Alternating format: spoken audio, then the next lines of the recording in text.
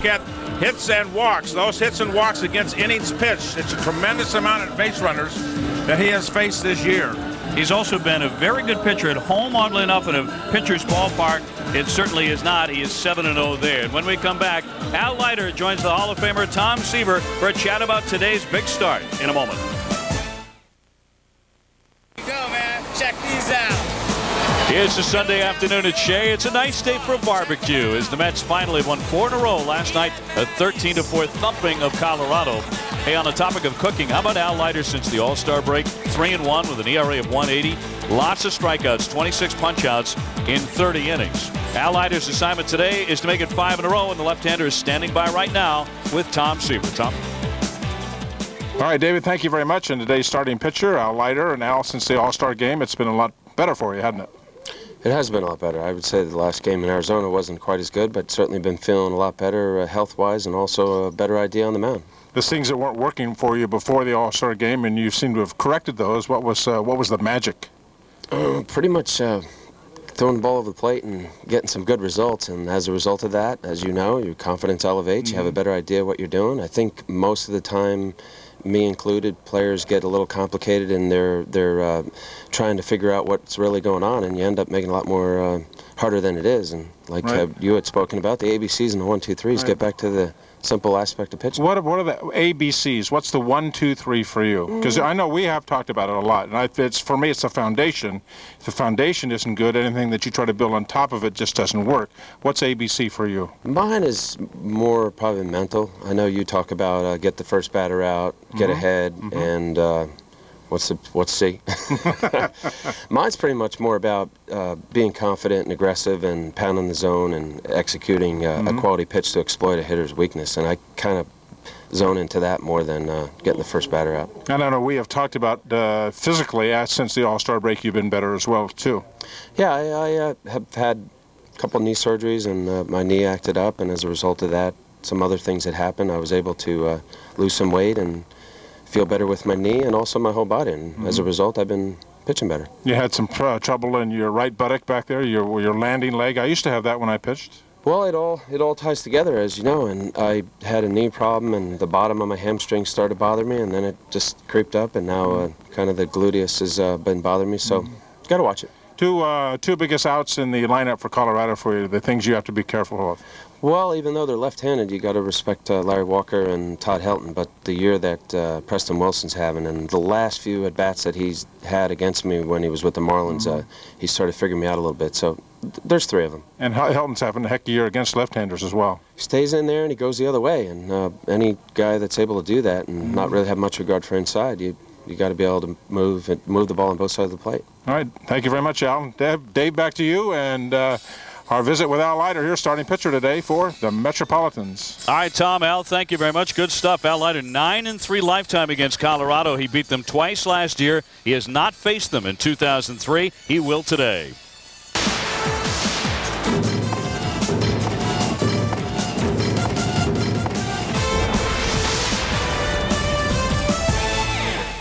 Sunday afternoon, a pleasure to be with you. Tom Seaver, Dave O'Brien. As the Mets go for 5 consecutive victories, they have Al Leiter on the mound. And a look at the Colorado starting 9, brought to you by your Tri-State Quality Ford dealers. No Larry Walker. He takes the day off against the lefty. But Todd Helton is back in there. Jay Payton, the former Mets, in left. Juan Uribe, an error-prone shortstop, and he's slumping right now. Jennings, a very good hitting pitcher. He bats out of the 9 spot against Leiter, who is 11-6. And some of Leiter's best performances have come against Colorado, 9-3 in his career against the Rockies. And David pitching well against as of late today at the 11-6 as he goes into this ball game. 4.6 ERA, making his 23rd start. 37-year-old Al Leiter. Lifetime 141 and 109, going for number 42 lifetime wins in the big leagues here this afternoon at Shea. And his first one of the afternoon is down low for ball 1, so we are underway. The Colorado Rockies are skidding. They have lost 6 of their last 7 games. It was not that long ago, in fact, right around the All-Star break, they were in the thick of the wild card race. They were 3 games over 500 at the break. And they were 4.5 behind the wild card leading Phillies. But since the All-Star break, they're 11-17. They have fallen to 3 games under 500 overall and fading fast. Well, it's a wonderful thing about the game of baseball. If you have a flaw, it will show up sooner or later. And not being able to win when you're away from home, the thinness of a pitching staff. And they will score runs, and they will play well at home in Colorado. That 162 game schedule will show you.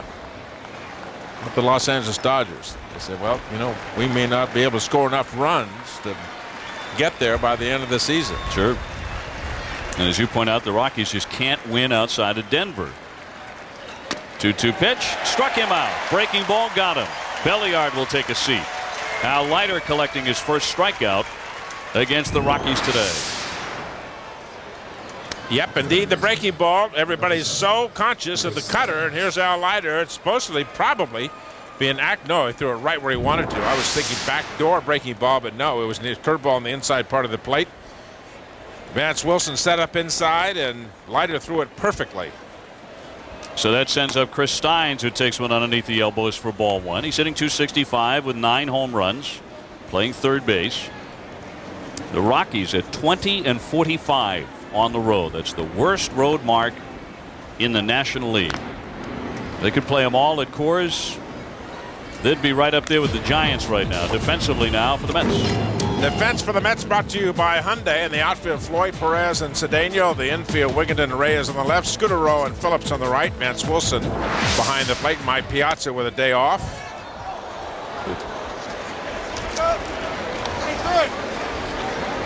So that means Vance Wilson does the catching, and there's a pretty good shift on that left side as Reyes is pulled way over toward the hole and leaves the middle wide open, but they obviously feel that Steins will try and yank it. He has that wide open batting stance where he basically looks straight onto the pitcher.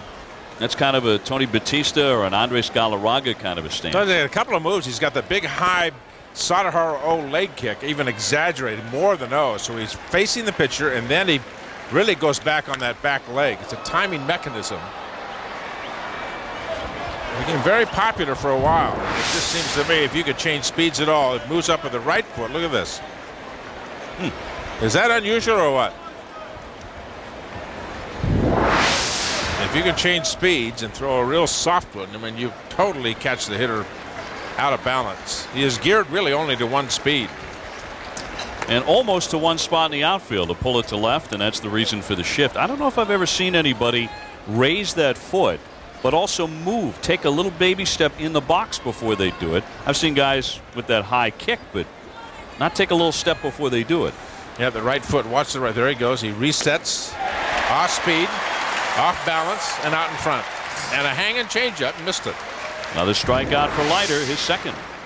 2 batters, 2 strikeouts. See how he's off balance and tries to adjust and go to right field. When you get up that, you can't control it. Watch the right field. He resets and lifts that leg and then tries to go to right field. He knew he was out in front. Now conversely, here's Todd Helton, who doesn't move much at all. He'll wiggle that bat a little bit, holding it high on the left side, and he'll raise up that lead foot just a little bit. He bends away from that breaking ball. He thought it was going to hit him on the helmet, and it's 2-0. If you're a pitcher in this situation, you're certainly not throwing at him, but you like to see that reaction. That's fine. That's a plus for the pitcher. You read that body language all the time. When you're the pitcher and you're seeing what if that hitter is fudging at the plate. Keith Hernandez used to cheat up on the plate, cheat back, cheat forward, look around. 2-1, tried the corner again.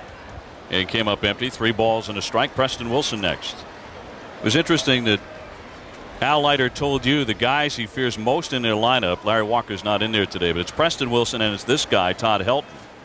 And he's handled both of them very, very well in his career. Helton just 5 out of 20 off.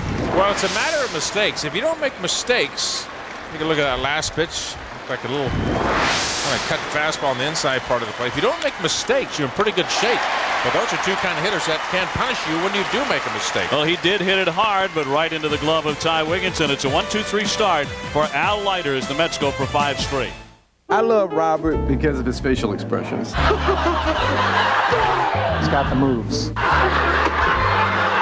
the funniest show on television. Catch all the fun. Weeknights at 7:30 and 11:30, only on the WB11. Come see the Mets take on the Phillies on Saturday, August 30th. Be one of the first 12,000 kids 12 and under to come out to the 7:10 p.m. game and receive a free Mets sports bag, courtesy of Lincoln Mercury. You won't want to miss this great item. For tickets, stop by Shea Stadium or Keyspan Park. Visit a Mets clubhouse shop, log on to Mets.com, or call 718-507-TIXX.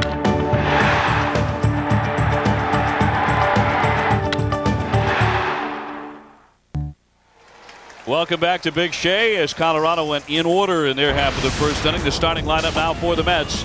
It'll be Roger Cedeno, followed by Jose Reyes and Cliff Floyd. Jason Phillips, Timo Perez, Ty Wigginton make up the heart of the order. Then it's Vance Wilson, Marco Scutaro at second base. Leiter pitches and bats ninth against the right-hander Jason Jennings. The kid out of Dallas, Texas, comes in at 10-10. And his first pitch misses for ball one. 10-10 with a 4.7 ERA, and when you add up innings pitched and walks, and the number of hits he gives up in those 146 innings pitched, 232 base runners. So the National League has been able to get on base against him, and he is still 10-10. Well, he was the overwhelming choice for the 2002 National League Rookie of the Year. He won a franchise record 16 games a season ago. But he has been two different pitchers in 2003. 7-0 at home and 3-10 on the road with an ERA over 5 away from Coors. That just doesn't make any sense. I could understand the reverse completely, but he's perfect in Denver. Not supposed to be able to win in Denver. I can't give you a reason. Bob Apodakas, the pitching coach. Up and away, and he walks Cedeno to start it. Roger scored 3 times last night, his 29th birthday. And it's not a matter that the strike zone is bigger in Colorado. There's no question about that. I mean, 5 pitches to Cedeno. That how many? 4 of them were bad. One of them bounced. We have the theory of, I mean, many pitching coaches do this now. We have to wait till he gets back into the windup. But very dead hands, very methodical, very mechanical. There's no rhythm, no tempo. Here's Reyes, and he takes outside ball one. It's almost like he pushes the ball here. Remember, Chacon last night looked like he was pushing the ball, got his elbow down, and it looks like on many of the pitches that some of the pitches Jennings has thrown so far, he got that elbow down and almost have a lateral shoulder rotation. Cedeno with the lead. Reyes chops that one sharply, down to get it. Belliard, he drops it. He spins around and can't make a play. First and second, nobody out for the Mets. That's going to be a base hit for Jose Reyes, so he runs that hitting streak. And in fact, he's got a couple of streaks going. That's 16 in a row. Well, it was hit sharply by Reyes in a play that should have been made by Belliard. That's got to be an error in the big leagues. He had the ball and turned too quickly. That's an error right there. That is a gift hit for Mr. Reyes. That ball should have been played. Should get an out someplace. You're not going to get 2, no question about it. And the speed of Reyes, Belliard tried to hurry the ball and get to second base. And that's why you're never going to get 2. But that's why he got a base hit. It's still an error. It's an error. I mean, it's an error. Whatever caused it, it's still an error. That's a ball that should be an out. It should be made. That play should be made. So what you're saying, you really can't take into account the reason he dropped the ball, even though he picked it up, was because he was hustling. Because the guy's a blur running. Well, you're hustling anyway. You got to be hustling anyway. But nobody runs. So he tried to go beyond where he lost coordination. Yeah. I mean, there's an error there. There's a physical error there. Boy, I think that's a tough call. And there's a rip into right, backing up Reyes. That sails over his head. Floyd continues to rake the ball. Cedeno coming around. He's trying to score. The throw home won't get it. And Jose Reyes is into third base. A long single off the fence for Cliff Floyd, but a quick start for the New York Mets again. But everybody on this club is swinging the bats, and it is 1-0. RBI number 67 for Cliff. He had 3 hits last night. And the Mets picking up right where they left off last night here against this ball club. Bit down and away over the head of Reyes in right field. He broke the wrong way Reyes broke the warmer. Now Cedeno gets a touch confused. He thought the line drive was going to be right at the right fielder, and actually does score easily, even though he did break back. And Reyes all the way around to third. So we've got a walk, a base hit, gift base hit, albeit, and an RBI single by Cliff Floyd. And here's Jason Phillips hitting .326 with 9 homers. Last night driving in 3 runs. He was 2 for 3 and walked 2 times.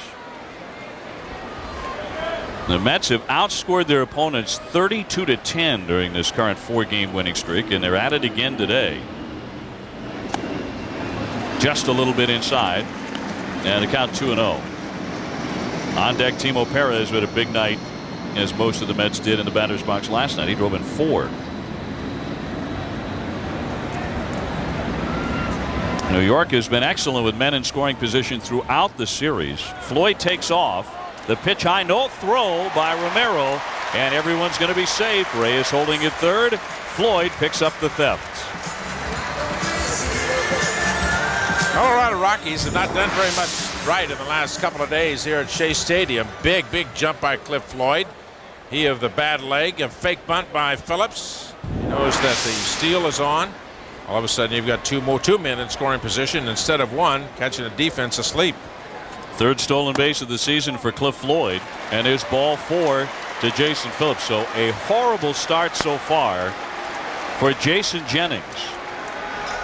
And here comes Apodaca with the bases loaded, and Timo Perez about to dig in. Well, it looks to me as if Jason Jennings is darting and aiming the ball. He's not letting it go at all. Very mechanical, very stiff, very rigid. I don't know what Bob Apodaca is trying to get across to him, but he is not driving the ball through the strike zone whatsoever. He's a big man, 6'2", 245 pounds. Take a look at the last pitch to Jason Phillips. Gets the ball straight back and then throws it with just one side of his body. Almost like he's throwing darts at home plate. You know, you picked up on it early in last night's game that Chacon was having all sorts of trouble with his mechanics. He is going to skip his next start. Well, we've seen 2 pitchers here, and they're throwing, both of them are throwing back to front. In old theory, if you throw from top to bottom to get a downward play on the ball, and both these pitchers that have pitched for the Rockies last night are back to front pitchers. Bases jammed, and it's strike 1 to Timo Perez. Yeah, Chacon was having trouble with his elbow last night. We talked about it in the early going in the broadcast. He lasted just an inning and a third. That's the guy who's been their race all year. The 0-1 pitch, high fly ball into right field. Reyes backing up on the track, and he will stop and make the catch. Here comes Jose Reyes. He is across to score. Floyd trotting into third. It is 2-0 New York. Timo Perez got a lot of wood on that swing.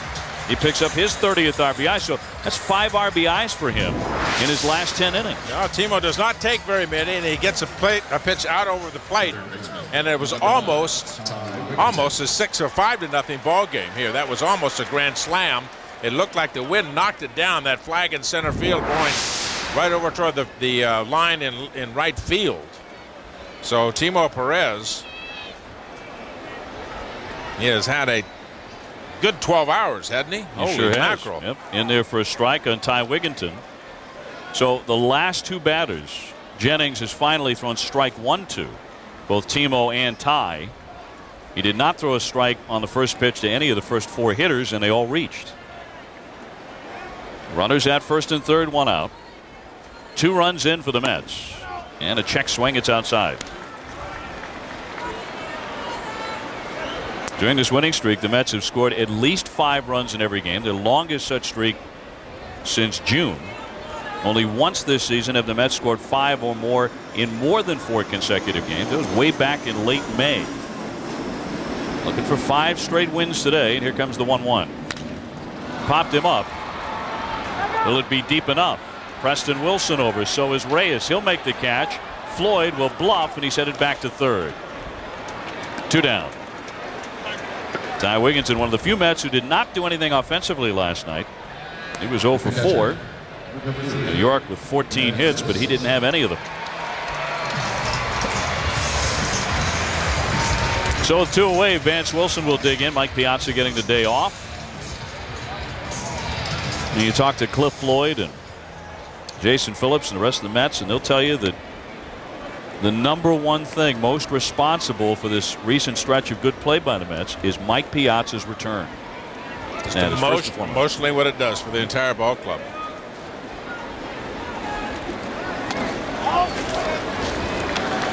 Vance hitting .241, 8 homers, 38 runs batted in. This is a big out right here. Very big out for the Mets.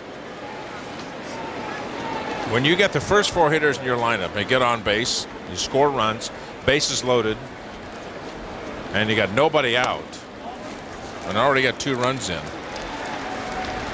You got to throw a KO punch or someplace.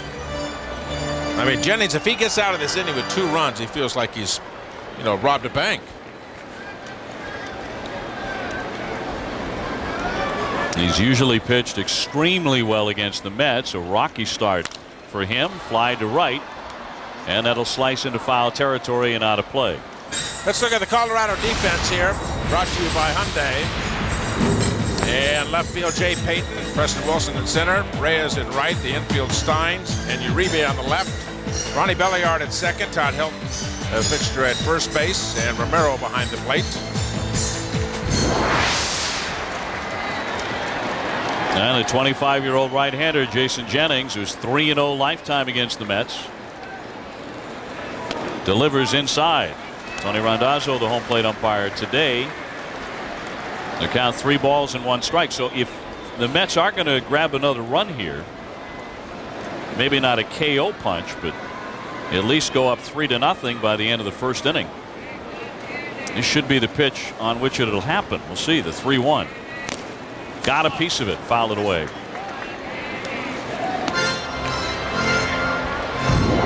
Well, this is a hitter's dream right here. First and third, 3-1, and actually made a pretty good pitch.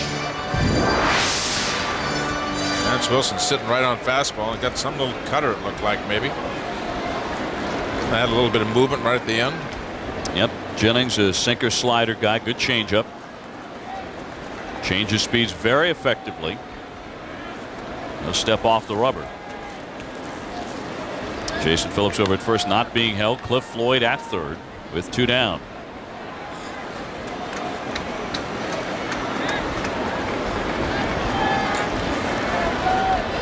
Here comes the payoff pitch. Nope, will not be made. The fake toss, and Floyd and Phillips were not biting. Not only has Jennings gone 3-0 career against the Mets, but with a .274 earned run average. He's had 3 exceptional starts against New York. Swing and a miss, and Vance Wilson strikes out. Jennings may feel like indeed he robbed the bank. He gives up just 2 runs, 2-0 the Mets.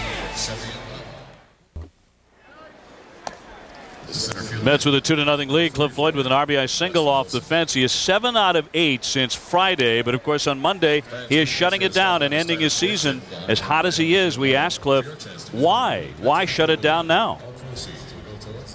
The longer I wait, I think the more I put myself at risk of not being ready for spring training, because I know it's gonna come back. It's just messing with me right now. It's like it's like an annoying ex-girlfriend. You know what I'm saying? Just keep coming back. Sorry to hear that, Cliff. Sorry to hear that part of your life is not going as well as you had hoped. But things are going swimmingly in the batter's box. Of course, that Achilles heel will be operated on sometime around Labor Day, a little before perhaps. Here's Preston Wilson, former teammate of Cliff's, and he takes a strike. 1-1 on him. Then it's Jay Payton and Rene Reyes. So Al Leiter with a couple of runs to work with. But perhaps, and a pitcher never complains about run support, but maybe he's thinking, well, 1 or 2 more would have been just fine. There's never enough, Mr. O'Brien, never enough. First thing you say, if you get a couple in the first, that's a good start, boys. That's a real good start. Keep up the good work. Wilson did not swing. He's a .295 hitter. Against Leiter, though, just .207 in his career. He's 6 out of 29. With 1 home run. He took a wicked cut there on 3-1, and it's 3-2. Take a look at the big swing right here. I mean, big swing. It made him collapse. Pretty good pitch by Leiter, that cutter. And they made Wilson collapse. Trying to speed up the bat to get to the ball. The inside just missed. I think Leiter wanted a strike in a bad way there, but Tony Randazzo said no. Well, you be the judge, Wilson. And did he buy a ball? I don't know. Let's see it from the camera overhead. Oh, way inside. Yep, good call. Yep. Now a little bit upset. Well, when you got a 2-0 lead, you got a leadoff hitter. What do you want to do? Anything but walk him. He hits the ball out of the ballpark. It's almost better than a walk. Here's Jay Payton. Puts it in play. The grass kills it. Scudero to Reyes. Nicely done.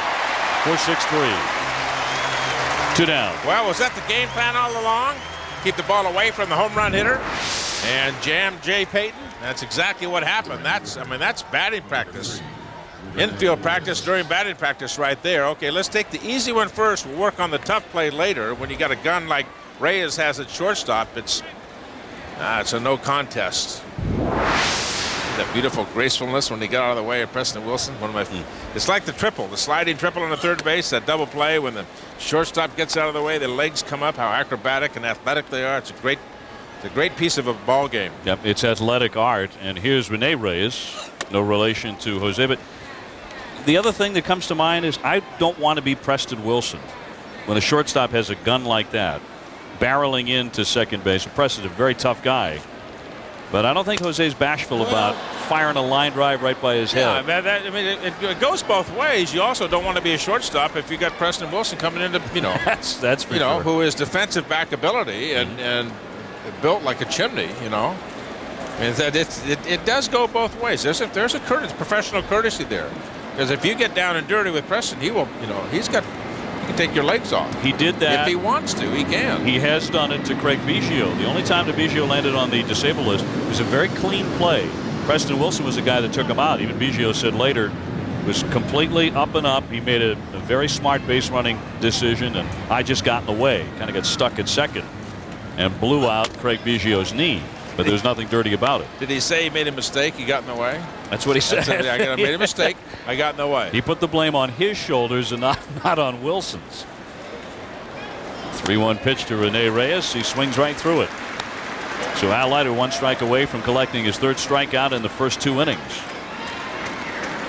Remember, he's tossed a no-hitter against the Rockies in his career back in '96. That's a strike 3 call. And the side is retired. He faces just 3 men in the inning and some help from the balletic young shortstop, Jose Reyes. The Mets ahead 2-0 over Colorado this Sunday afternoon. And find out why WB11's News at 10 is the Emmy winner for Best Single Newscast a 2nd year in a row.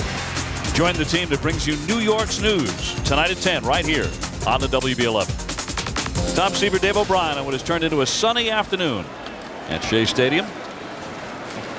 And the Mets go for their 5th consecutive win as Marco Scudero hits a bounding ball to Uribe, threw it low, but Helton digs it out. This guy makes a lot of errors. Made 27 last year. Your local Jeep dealers bring our Spanish viewers the chance to enjoy this afternoon's telecast in Espanol. And hear the wonderful sounds of Juan and Billy. Mets getting 2 runs in the first inning. The first 4 Mets reach base against Jason Jennings. What was the inference about the beautiful day here? Gorgeous day. Gorgeous day. No rain, not a drop. Not a drop in sight. Single drop in sight. Nothing, Tom. I don't know what no reason to be worried. Turned into a spectacular afternoon. Breezy, kind of mild. The forecast is supposed to be, you are correct, sir, it's supposed to be for cloudy skies, but nothing but sunshine. Sound like you were threatened on the way out to work today. Is that correct? Or? I predicted it would be a beautiful day, and I'm standing by my prediction. I didn't ask you that. I said you sounded like you were threatened. Is that correct? So my driving partner was not pleased with my prediction, and the fact that it was looking pretty gloomy a few hours ago and was taking it out on me. You know where I want to be tonight? Where do you want to be? I want to be in the Seaver abode with a hot shower because I haven't had one yet. And that's the genesis of what this is all about, okay? I meant to talk to you about that, too. That hot shower. Yep. Been problematic here in the booth these last couple of sweaty days. We are not whining here. But you know what? I'm ready. You and me both. I'm ready for a hot shower. I'm ready to beg. I may fly all the way to Northern California to get a shower at your place. Goodness gracious. I mean, you can walk into the clubhouse at Shea. You can do anything you want in there. Grab yourself a hot shower. The 3-2 to Leiter is fouled away. Roger Cedeno on deck. And you don't realize how much you miss hot water until you don't have it for 2 or 3 days. How much you miss a light switch. Yeah, that's right. People start looking at you a little bit funny. Leiter flies that one into short left field. Uribe out, Payton in, and Jay Payton will make the catch for the second out. Leiter gets a nice hand for that battling at bat. Well, he'll get back and he'll get a couple of comments, and somebody on that will say, "Well, I thought it was out when you hit it. I thought the ball was gone." Well, now there's a grin. There's a little something right there. Yeah, I thought it was gone. And then somebody will say, "Well, I don't think it's fair that the Rockies play 2 shortstops against you, Al. That's not, That was an 8-pitch at bat. Pretty good. Cedeno with a chopper up the middle, and Belliard on the charge, and the side is retired. So Jennings with a big recovery inning. Did not pitch well in the first and gets them quickly in the second. 2-0 the Mets. Join us at Shea Stadium on Friday night, August 29th. Catch Reyes, Piazza, Floyd, and the rest of the Amazons as they battle the Philadelphia Phillies at 7:10 p.m. The first 12,000 kids 12 and under at the ballpark get a Mets picture frame courtesy of Konica. For tickets, stop by Shea Stadium or Keyspan Park. Visit a Mets clubhouse shop, log on to Mets.com, or call 718-507-TIXX. Back at Shea, the Mets ahead 2-0 over Colorado. New York, winners of 4 consecutive games last night, grabbing that 4th straight win, becoming the last club in the big leagues to do that in 2003. And Al Leiter trying to win his 12th of the year, taking on Juan Uribe, a .245 hitter, but just 3 hits in his last 27 at bats. So they brought in the veteran Tony Womack, who got the start last night, hoping that he still had a little something left and that he could light a fire under Uribe. He's a talented shortstop. He's been their everyday shortstop the last couple of years, but he's slumping right now, and that just will not suit the manager, Clint Hurdle. Lined and caught by Wigginton. That one stung by Uribe, but still no hits for Colorado against Leiter. 1 gone. Well, that was hit right on the button. Looked like a little cutter, did not quite get in, and line shot just about glove level on the ground, and nice play by Wigginton at third base. Here's Manny Romero, just called up from AAA, where he hit .299. He's catching today as Charles Johnson gets the afternoon off. And his contract purchased from Colorado Springs right before Friday's game. They had him in camp as a non-roster invitee during spring training, and here he gets hit by Leiter. May have just grazed him, but he gets hit, and he'll take his base, the second Rocky to reach today. Well, first base runner of the inning here for the Rockies, and it comes on by hitting the jersey. Yep, the jersey did not get any of the body, but still counts. And Randazzo did, first base. Al Leiter did not want to do that with a number 8 hitter.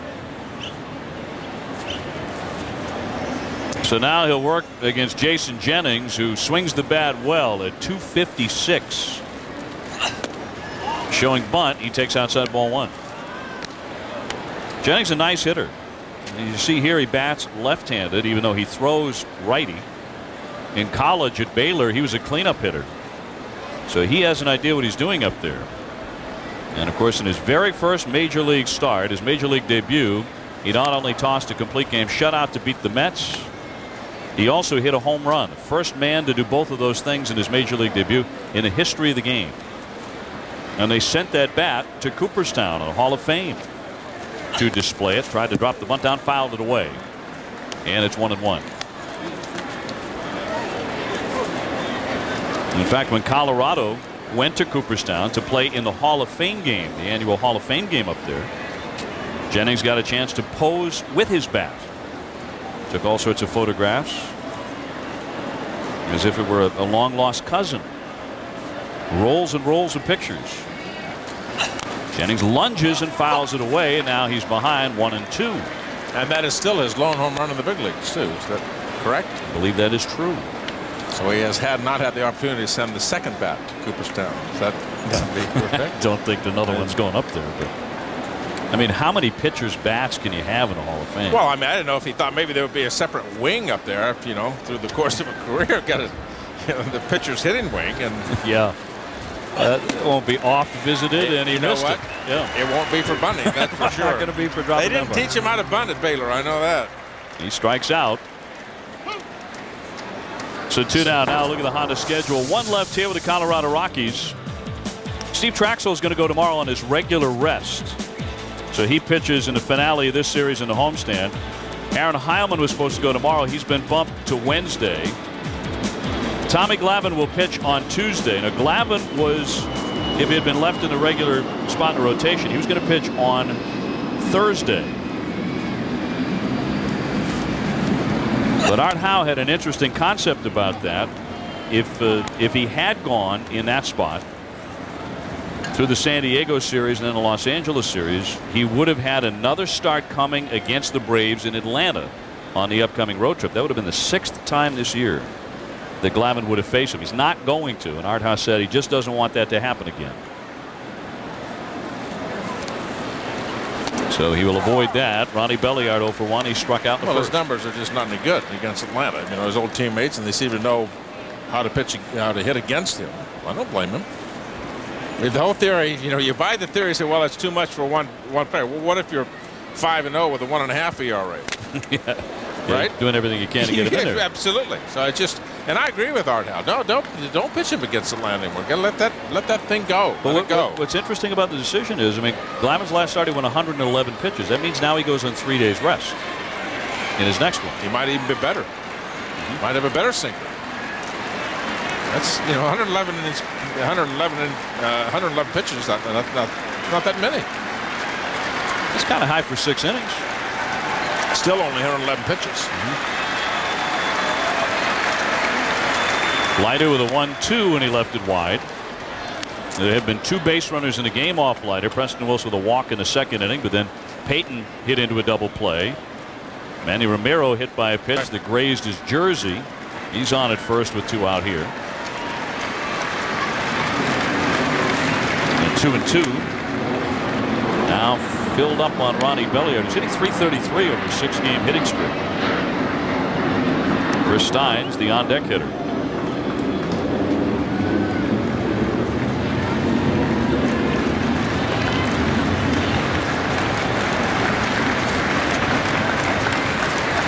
The runner goes on the 3-2, and it's fouled away. Last night, Ronnie Belliard was 2 for 4 with a single. He also had a triple, and that was after fouling a ball off his foot. At least that's what he wanted the home plate umpire, Tim McClellan, to believe. McClellan now umpiring third. McClellan did not buy it. And he said, you come on back here and swing the bat. I bought it. You did and I did. I thought he hit on the replay. Yeah, only when I saw the replay, because the contortion of his face told me that something hurt someplace. I think he's a terrific actor looking at the replay, because he never went in and got any treatment from the trainer, and he ran rather well after that so-called foul. He takes ball 4 here. So first and second, 2 down, and Stein's the batter. Well, it's like I didn't think Todd Helton would play today, and he hit that ball right off the inside of his knee. He fouled the ball off last night's ball game. And then, I mean, it wasn't down, on the top of the foot or down by the ankle. I mean, it looked like it was right inside the knee. He's out there again today. In fact, after he fouled that off, he doubled, and they brought in a pinch runner for him. Cut off by Wigginton. Into second, close, but got him on the force play, and the side is retired. So through 3, Leiter hasn't been perfect, but he has not allowed a hit. Tom Seaver, Dave O'Brien from Shea Stadium, and a delight to have you with us on this Sunday afternoon as the Mets go for 5 consecutive wins. 1 more left with the Rockies before the Mets head out on the road for a 9-game trip through Los Angeles, San Diego before that, and then on to Atlanta. Jason Jennings gave up 2 quick runs in the opening inning. He has pitched much more effectively since then. But he did not get Jose Reyes the first time they met. Reyes with an infield single. So he's hit in 15 consecutive games. So, I'm sorry, 16 consecutive games for Reyes. And here's the batting average during the streak. .430. 28 out of 65. Pops that one up into foul territory. Uribe will watch it sail off into the stand. Well, he's just about 400 in that number 2 spot. I mean, here's a guy that, where was he hitting? 260 in AAA. He's getting more pitches to hit at the big league level. There's no question about his bat speed. And he is a dead fastball hitter. And he's getting more pitches around the strike zone, especially when you got a Mike Piazza is going to be behind him. He's got another multi-hit game, too. He drops that one in for a base hit. That was on an 0-2 pitch, Tom. Everything's fallen in for Reyes. Just put it in play. That's the moniker that you want to have if you're that number 2 hitter and a guy who's not a home run hitter. And hopefully he will learn this lesson if he learns anything in this part of the season, and in the season that he's playing in the big league this year. That's the biggest thing for him to do, is to put the ball in play when you have that kind of speed. Reyes has only walked, what, 7 times this year? Yep, 7 times. Here's a look at our quote book now. It's brought to you by Newsday. Jason Phillips on Reyes. I compare him to Kelly Leak from the Bad News Bears. He just runs until someone tags him out. He's exciting out there. So his teammates have been marveling at him ever since he was called up. Floyd takes it inside for ball. It's 1-0. Cliff having an excellent homestand, 8 out of 16 on it. A single in the first to drive in a run. Then he stole a base. He was 3 for 4 last night with 4 RBIs. And he scored twice. I guess depending on what happens in a given at bat, or how he has to run, or how he has to hit the bag with that right heel, that Achilles will either flare up or it'll be fine, because we've seen Floyd the last couple of days steal a base, something we haven't seen virtually all season. And yet when he rocketed that liner off the right field fence, he was held to a single and never even thought about a double. It's almost as if he knows how many bullets he has in the gun. Yeah. I mean, you've got X amount of times that you can push on it and really let her go. And I mean, I just maybe instinctively you know that. And Cliff seems to have a good idea about how many times he can really push it in the course of a ball game or during the course of a week. The rest of the time, just, don't pick your spots when you're going to use those bullets. I'd love to see Reyes run. Just for the fact of seeing him run.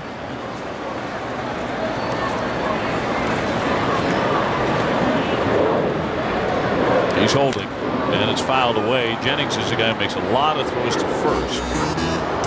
Among the league leaders the last couple of years, and tosses over to the bag. Now the count 1-2 on Floyd. Jason Phillips up next.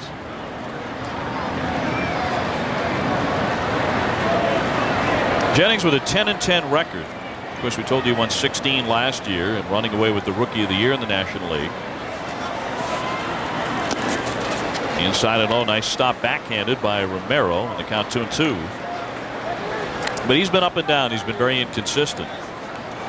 Although he did have one stretch where he looked like he was pulling it together. That was between June 4th and July 12th when he went 6-1. He looked a lot more like the guy who dominated for long stretches last year.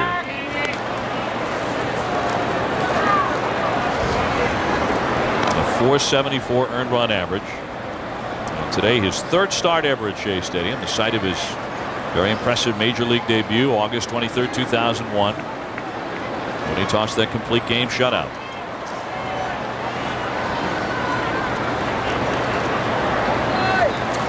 Reyes holding, and a fly ball lifted into right, short. On comes Reyes. It'll drop in front of him, and Jose Reyes is up and into second. Another hit for Cliff Floyd, who is 8 out of his last 9. And he's 2 for 2. A broken bat job. He had a broken bat with Splitter last night, shattered it about 7 pieces. He got an RBI out of it, and there it is again. Another broken bat. the Mets in this inning have had a couple of flukes. Both of them have fallen in between Belliard and Reyes. Reyes was playing very, very deep on Floyd because of that ball that he hit over his head in the first inning. So Rene Reyes did not make the catch. Jose Reyes into second base. Floyd at first, and here's Jason Phillips. He drew a walk in the first inning, and that's a base hit by the lunging Steins. Reyes touches third. He's trying to score. Here comes Payton's throw home. The tag. He's safe. The catcher dropped the ball, and Jose Reyes barreling in scores the run. He was thinking score all the way. He was not going to slow down, and that makes it 3-0 the Mets on what turns out to be an RBI single for Jason Phillips. First pitch fastball and a bullet right by Chris Steins, who was playing shallow at third base. So Phillips was the RBI number 47, and he was dead to rights at home plate, but the catcher Romero could not hold on to the ball. When you've got that kind of speed, you've got to use it. And he tries to go around Grandma's barn to get to home plate, and only because the ball was dropped was he safe at home. A little number off the end of the bat by Timo, and it gets Matty Galante on the foot. But they did not get Jose Reyes at the plate. You're right, he is out. The home plate upright was going to ring him up. Oh, sure, waiting to see the ball. That's all they wanted to see. But then Jose comes up after the play smiling, and as he's churning around third, he's got that tongue out. We got to see a Met poster next year with Jose Reyes with that Michael Jordan look with that tongue wagging. And he came up grinning. A little attention there to his left hand. The Mets jump out in front 3-0.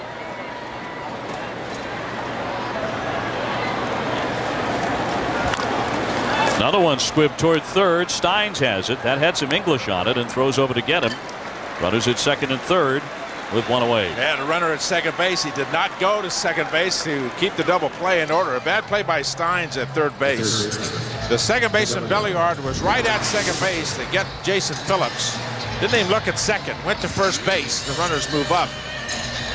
That's a bad play right there by the Colorado Rockies. That's the way they're playing right now. Well, Steins was in too short when Phillips was up at third base. The right fielder was too deep when Cliff Floyd was up. So their defense, mental defense part of their ballgame, not very good. Ty Wigginton takes a strike. He's 0 for 1 with a fly to right field, but the Mets would take that right now if it's deep enough to chase in Cliff Floyd. And Al Leiter so far tossing a no-hitter through 3 innings. And getting a little bit of run support early on here. Here's the 0-1 pitch from Jennings. That dips low. 1 ball, 1 strike.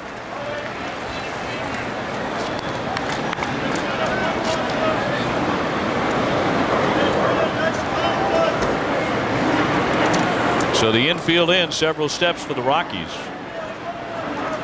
Anything hit hard on the infield, they'll try and cut that run down at the plate as Floyd leads off third. That's going to be inside the bag and a fair ball. Floyd is in. Here comes Phillips rounding third. He'll score. That's a 2-base hit for Ty Wigginton and a 2-run double. 5-0 the Mets. RBIs number 59 and 60 for Ty as he scores Floyd and Phillips. He hooked that one just inside third base. The catcher, number 3. Well, Ty Wigginton missed out on the hit parade last night, but he makes up for it right here. A hot shot right inside the bag at third, right by Steins again. And a real crooked number up there again for the Mets. They have really had their hitting shoes on the last couple of nights. 3 runs already, just 1 out in the inning. They had scored 2 in the first inning with nobody out. That's all they ended up with. Benny Walling, they'll be pretty proud of his hitting students here this afternoon and last night. Yeah, the Mets 3 out of 6 with men in scoring position for the day. And Ty Wigginton, after that double, now has 29. That is a new Mets rookie record. 29 2-base hits. And 5 of those have come in the last 4 games.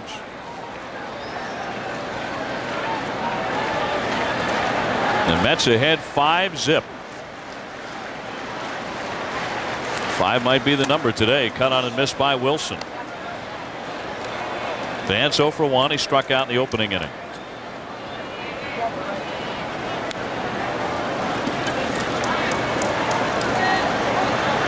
So the Mets have scored at least 5 runs now in each of their last 5 games.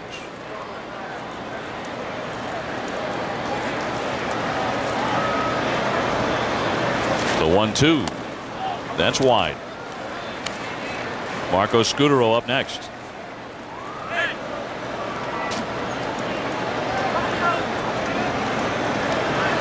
Now this has certainly been a lot more like it. The hits really coming among the top 4 hitters throughout this winning streak. Reyes is 2 for 2. Floyd is 2 for 2. Jason Phillips has reached base twice more. Those are your 2, 3, and 4 hitters in this game. Mike Piazza resting. Reyes now in the second half, I mean just since the All-Star break, he has 17 multi-hit games.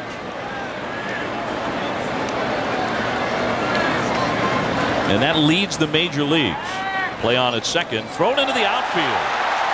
Wigginton heading into third as it trickles into center.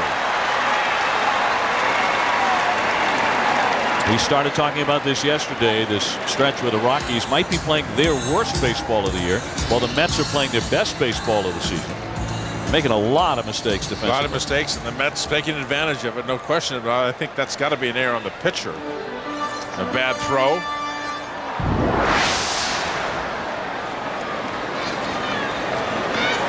Probably in that situation, the runner's not going anywhere anyway. Trying to hold him at second base to keep him from scoring on a single. Contact play. Here comes a rebase throw to the plate. A collision, and he's going to be out at home. Wigginton is tagged out by Romero. So the contact play on, and it did not work out for the Mets. They're 2 down. Well, we have seen this play several times this year. Wigginton coming into home, and he likes that. He's like a linebacker, but I mean, he gets airborne from Romero. Look at this. Right off the ground. So right off the ground, and the home plate umpire, Tony Randazzo, rings him up. So 2 plays at home in this inning. One of them went the Mets' way. This one, and it's an out for the Rockies. So Vance Wilson becomes the runner at first, and here's Scutaro. He is 0 for 1. A 3-run third for the Mets, and they're ahead 5-0. After winning last night 13-4 on the strength of 14 hits. Today facing a guy that the Mets had never beaten, 3-0. Lifetime record for Jennings against the Mets, but they've gotten to him for 5 runs, 6 hits. Let's take a look at that play. The play one more time. Off with the crack of the bat, Vance Wilson, a couple of hops to short. And you play kill the quarterback. This time he got bounced. You wonder if he had a better shot at that had he slid. No, Uribe did not make a mistake. That's across for strike. You hope for a bobble there or a bad throw, neither of which happened. Well, he probably wouldn't have enjoyed it as much. Yeah, Ty would not have enjoyed it. He's kind of got that linebacker mentality, you know. Got to hit something. We're not playing flag football here.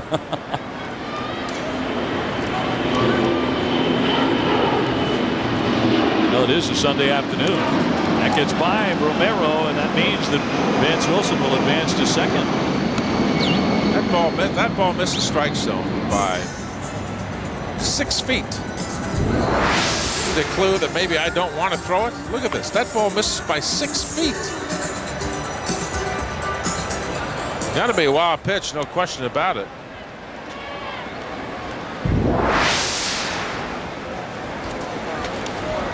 So an error by the pitcher and a wild pitch by Jennings in this inning. That's just among the last 2 hitters. He misses badly again. We talked about Chacon last night, and they're going to back him up. He is not going to make his next start. And he did not look good at all. An inning in the third, the Mets wrapped him around. And it is that elbow problem. And I know you sensed that early in yesterday's game. Jennings is not having injury problems. Chacon had been on the disabled list. One's down and away for ball 4, but he doesn't look sharp either. Well, he wanted no after that wild pitch, but the wild pitch was so bad. And then after that, with first base open, 2 outs, Leiter in the on-deck circle. He had no intention of pitching the scooter roll. I mean, you're going to go around and get your 3rd out of the inning against the pitcher, but a poorly game played by the Rockies and poorly pitched so far. There's only 1 error on that board. That doesn't count the mental errors and doesn't count the base hit that Reyes got first time that he was at the plate. I know you want to give him a base hit, but I can't give it. That's the play at second base by Belliard. That's got to be an error in my book. You know why I got to give him a base hit there, and I would stand by that official scoring decision, because you have to factor in speed and how it causes an infielder to hurry the play. But he was going to second base. He was not going to first. He was trying to hurry the play and get the lead runner at second base. It wasn't because of the speed going to first. It was the runner at second, and he hurried it and missed the ball. He was trying to get the lead runner. Uribe will fire on to first to get Al Leiter, and that retires the side. Jason Phillips with a good game, going a walk and a single here that drives in the man he describes as Kelly Leak, the fleet-footed Jose Reyes. Finding Evil takes the proper weapons. Handcuffs. From last Friday. Charm. Tonight starting at 8, only on the WB11. Here's your chance to make your big league dreams come true. Suit up and play with Mets all-time greats at the official New York Mets Fantasy Camp. Spend 5 days and 4 nights at the Mets spring training facility in Port St. Lucie, Florida. You'll take the field in your very own personalized Mets uniform and be coached by the pros in the fundamentals of hitting, pitching, fielding, and base running.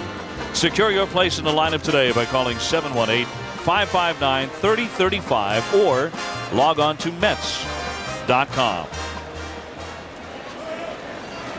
It's just turned into a terrific afternoon, and especially for the Mets, who lead at 5-0 over Colorado. I've seen more and more of those orange jerseys that I know you're very fond of. Todd Helton takes a strike, and the 4th inning underway, and the Rockies still looking for their first base hit against Leiter. Todd Helton last night driving in his 100th run of the season, checks his swing and fouls it away quickly. 0-2. Last night he drilled this pitch right off his leg, right around the knee. Ouch. Don't try that at home, folks. Oh. They brought in a pinch runner for him after he had doubled. Yeah, he's just looking for a hole to crawl in there. That was some at bat that he had. It's interesting. You talked about the fact that he might get today off.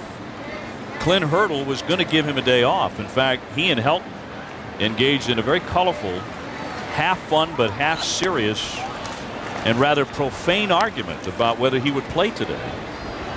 Helton wanted to be in the lineup. He said, "I'm definitely playing." And Clint Hurdle said, "I want to rest you." Helton obviously won that battle. But apparently it was a fascinating argument to listen to. Not for the faint of heart. Yes, I would presume.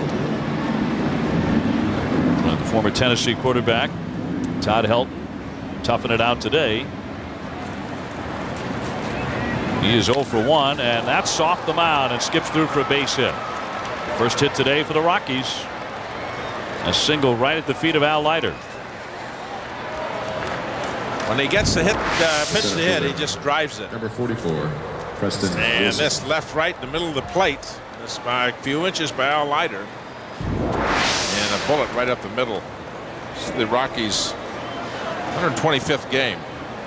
For Todd Helton, game number 125. Amazing, isn't it? He's like one of those old school guys. I got all winter to rest. Just leave me alone. The luxury this Colorado Rocky team has. You talk about Larry Walker and you talk about Helton. You talk about 2 left-handers, and they are both career 300-plus hitters against left-handed pitching. And they both want to play. Yeah, Helton is 309 lifetime against lefties, 372 this year. So he hammers them. Preston Wilson's done a lot of hammering this year. 115 RBIs, that leads the majors. He has 2 more RBIs than Carlos Delgado of the Toronto Blue Jays. They're playing Oakland today out on the West Coast.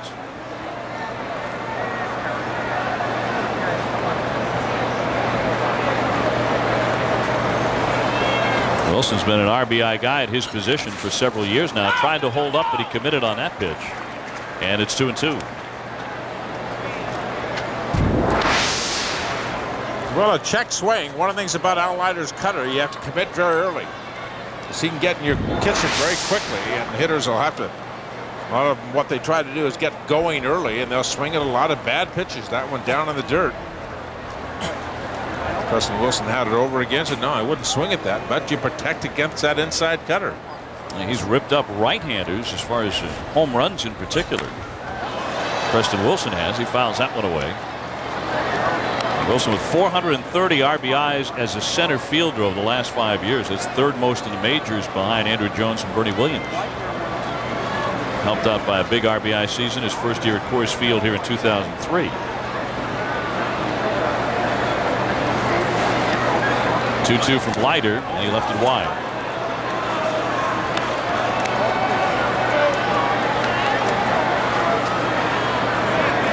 Al has walked 2, and he's hit a batter today. He walked Wilson in the 2nd inning to start that frame, and then he got Jay Payton to bound into a 4-6-3 double play. Strike 3, swinging. He committed.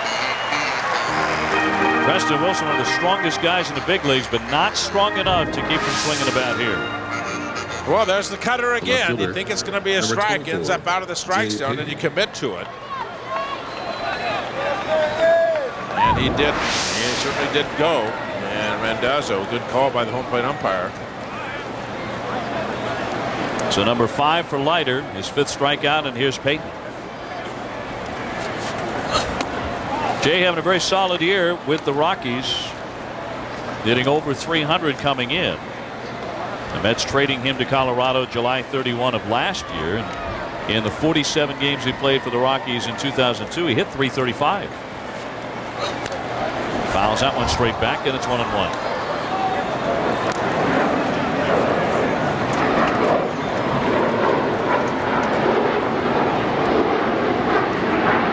The Mets ahead here 5-0 in the 4th inning. Colorado just came up with their first hit this afternoon off of Leiter. The 37-year-old left-hander delivered chopper, but foul. He hit it sharply by 3rd base. Jay Payton was one of those guys that had a chance. The Met organization thought he was really going to flourish, and you know, there are times when an individual is so long with a single organization, and it's not that patience runs out. It's just almost a thought, will it ever happen here? And it's a matter of, well, is he ever going to blossom here? And the Mets waiting and waiting and waiting. I think more than anything else. And it was not that he was a bad player. I mean, he had a couple of very fine years, but he didn't seem to be progressing. And it's just maybe a new household, a new neighborhood, etc., make you a better player, and that's seems to be what's happened to Jay Payton. Well, he set a career high with 72 runs scored already this season for Turtles Rockies. He's a New York Met from 1998 to 2002, so 5 years worth just about. The payoff pitch, high fly but foul. Off into the sunshine down the left field line. Boy, when we got to the ballpark, it was pretty gloomy. It was gray, misty, the air thick with humidity. Rain on the horizon. It was blown right on by us, it appears.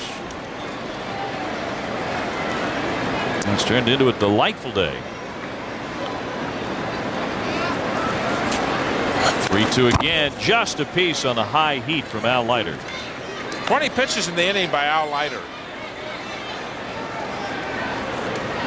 A 3-2 pitch to Preston Wilson was the ball out of the strike zone. Wilson struck out because he committed to the ball on Al Leiter's bread and butter pitch. But 20 pitches in this inning. Coming into the inning through 3, he had 49. 3-2 again. He'll slice that one foul. He got to a lot of 3-2 counts. Now will average a lot of pitches. He will pound and pound and pound those right-hand hitters inside. Things you don't want to do when you get a lead. You got a 5-0 lead. You want to stay away from the 3-2 counts. Now here comes another one, and that one rocketed into the alley into right center field. So Payton wins that battle. Helton heading into third base. He pulls up right there. It's a lengthy single for Jay Payton.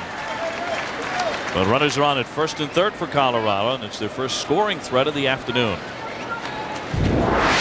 Well, 3-2. Advantage goes to the hitter, and unlike the pitch to Preston Wilson that he got it in right on his fist, that fastball and or cutter left out over the plate, hustled to by Timo Perez to hold Jay Payton to a single.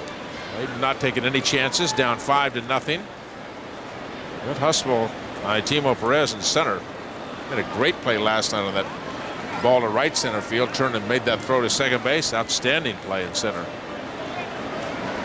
And Payton with a base hit during a 9-pitch at bat for him. And here is Rene Reyes. He slugged his first major league home run 1 week ago today against the Pittsburgh Pirates. Leiter struck him out looking in the second.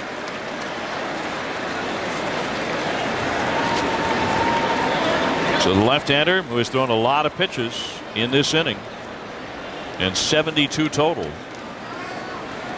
would love a double play ball right now. Hit weakly but foul. And it's 0-2 on the right fielder. Leiter breaks his bat, so Reyes off to get a new one. Well, Leiter probably gets as many broken bats during the course of a season than anybody in baseball with that cutter that he's got inside. Most of them come against right-hand hitters. Talking about the broken bats. And back in 1997, he had a start against the Rockies in Denver, and he broke about 9 or 10 bats in that game. And the equipment manager for the Rockies sent over an itemized bill to the Marlins clubhouse. Leiter was with Florida at the time, for like $400. It was a joke, but I think Al would have gladly paid it. Up high, 1 ball and 2 strikes. He tossed his first career no-hitter against Colorado in 1996. He beat them twice last year. This is his first start against them this year. He dominated them a year ago. Little pop-up. Leiter says he has it on the mound. He makes the catch, and the runners will hold at first and third. Now 2 down. I think that was another broken bat right there. Reyes popping up to the hill. See if we can pick it up when we listen.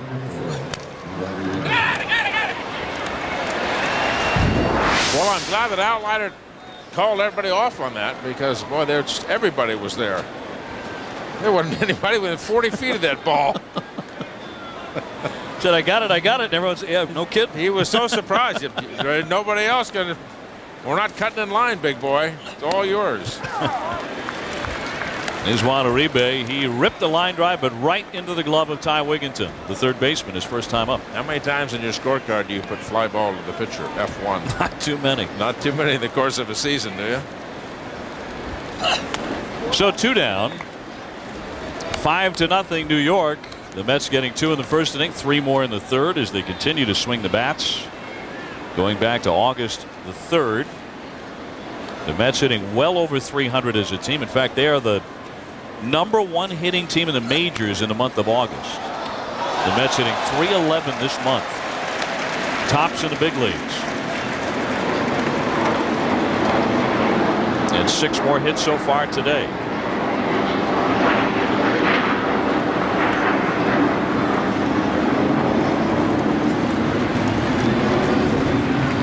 The 1-2, and that's in there for strike 3. Leiter picks up number 6. And he strikes out Uribe to retire the side, and also helped himself out with a rare catch on the hill. 5-0 the Mets. Hey kids, school may still be out, but baseball is still in. Head out to Shea for back-to-school binder day on Sunday, August 31st. Catch the amazing action as the Mets take on the Phillies at 1:10 p.m. The first 12,000 kids ages 12 and under will receive a back-to-school binder courtesy of the Sports Authority. For tickets, just log on to Mets.com or call 718-507-TIXX.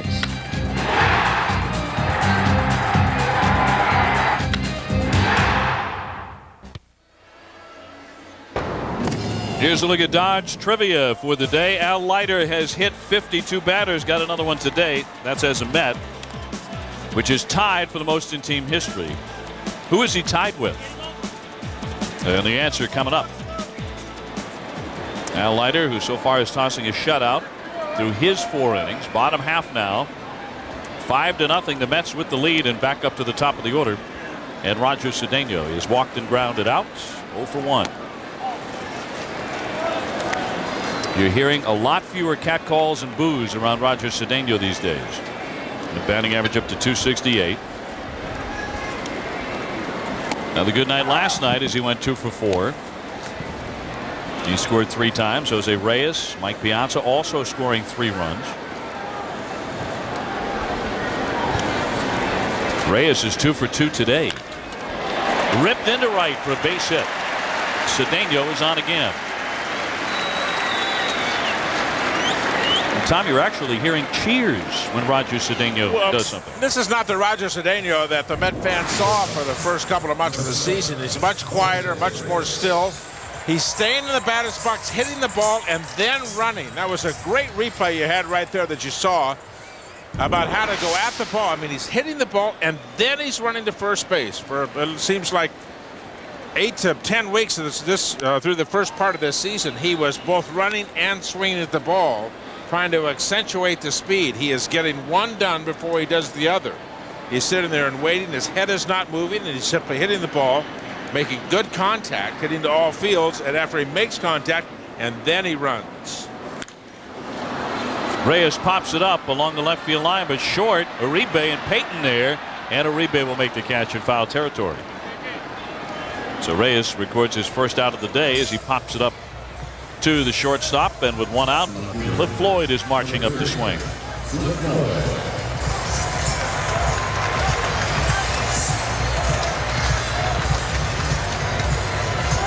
Floyd with an RBI single off the right field fence in the first inning and singled again in the third, so he's 2 for 2. Batting .287.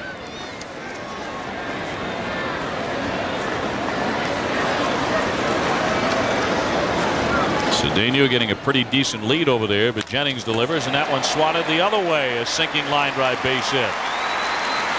Floyd with base hits in each of his first 3 at-bats here today. And coming in, he was 7 out of his last 8 since Friday. Number 23, Jason Phillips. Boy, when he is hot, he is hot. Going the other way, smart hitting, not trying to pull that ball. Actually, pretty good pitch, sinking down and away and just go right with it. But he is really swinging a good bat. 9 hits for him in his last 3 games. So runners on at first and second for Jason Phillips. He has walked and he's also singled in a run.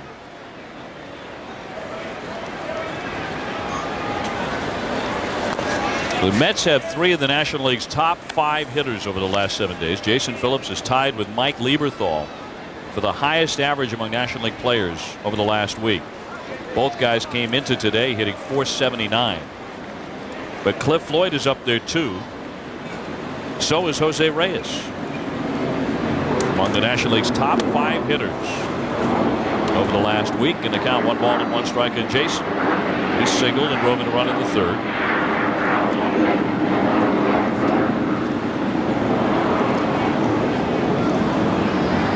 Cliff Floyd 3 for 3. Art Howe has to be tempted to say come Monday, you know, Cliff, let's give this a couple more weeks. Let's let this hot streak of yours play out before you shut it down because of the Achilles. That's a cross for a strike. I know he's not going to do that, and it maybe wouldn't be prudent to do that, but the worst time in the world to end your season when you're just not going to cover off and everything's falling in.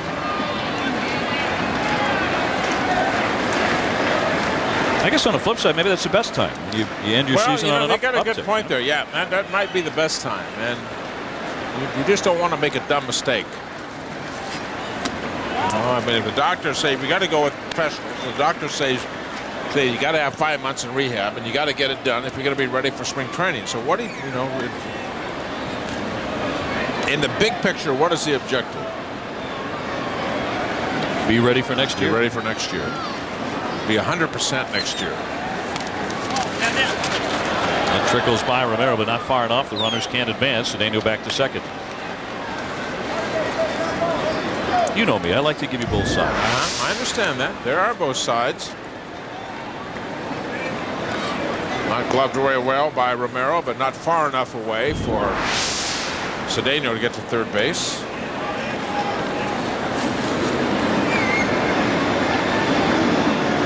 Interesting pitch right here. 3-2, 1 out. Phillips dead fastball hitter. And what does Jennings want to throw? First pitch in this sequence. And this at-bat was curveball. Cedeno dips down on second base to tie up that spike. One away here.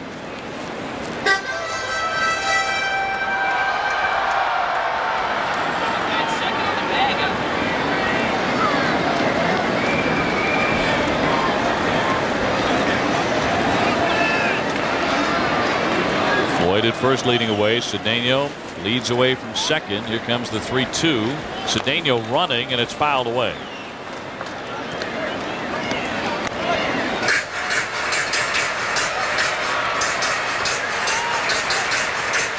So they'll do it again on the full count here.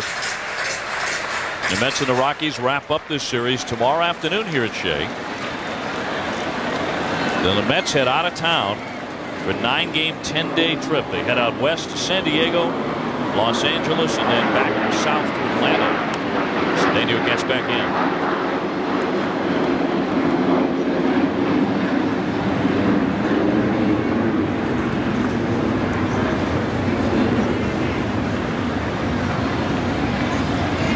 Jennings, the rookie of the year last season. He's been scuffling. He's been up and down here in 2003. The runners take off, and again, it's fought off foul by Jason Phillips. That pitch ran in at 89-mile-an-hour fastball inside to try and tie him up.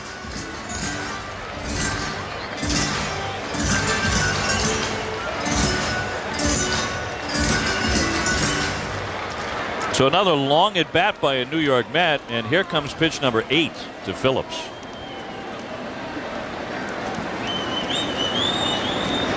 That's another sign about how improved the Mets have been offensively. Another throw into second base. You're seeing lengthy at bats. Lots of 3-2 counts. The Mets working pitchers very effectively. They certainly have with Jennings today.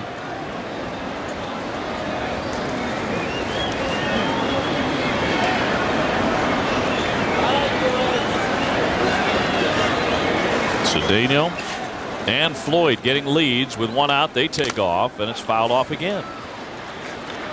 Well, Jennings came into this inning with 64 pitches. Both pitchers have thrown a lot through the first 3 innings so far. Leiter, 30 pitches last inning, just 30 alone in the 4th inning. He's got 79 pitches already. Jennings came in here, and he has gone by the 70 mark himself in the 4th inning. All the little things about going to 3-2, taking yourself out of the potential double play to get out of the inning.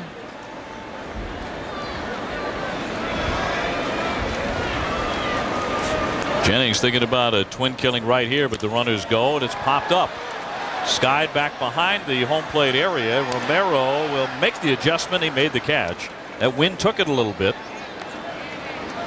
Over a little bit closer to the Met dugout.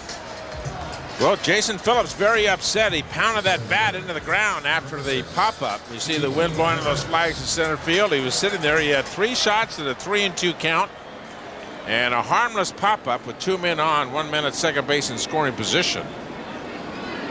Frustrating at bat for Phillips. Timo 0 for 1, but he does have another RBI. That came in his first at bat with the bases loaded in the opening inning, after driving in 4 runs last night. He stings that one Rene Reyes will make the catch on the sinking line drive. And he forgot how many outs there were. So he's a little bit sheepish as he makes his way back to the dugout. It is 5-0, the Mets.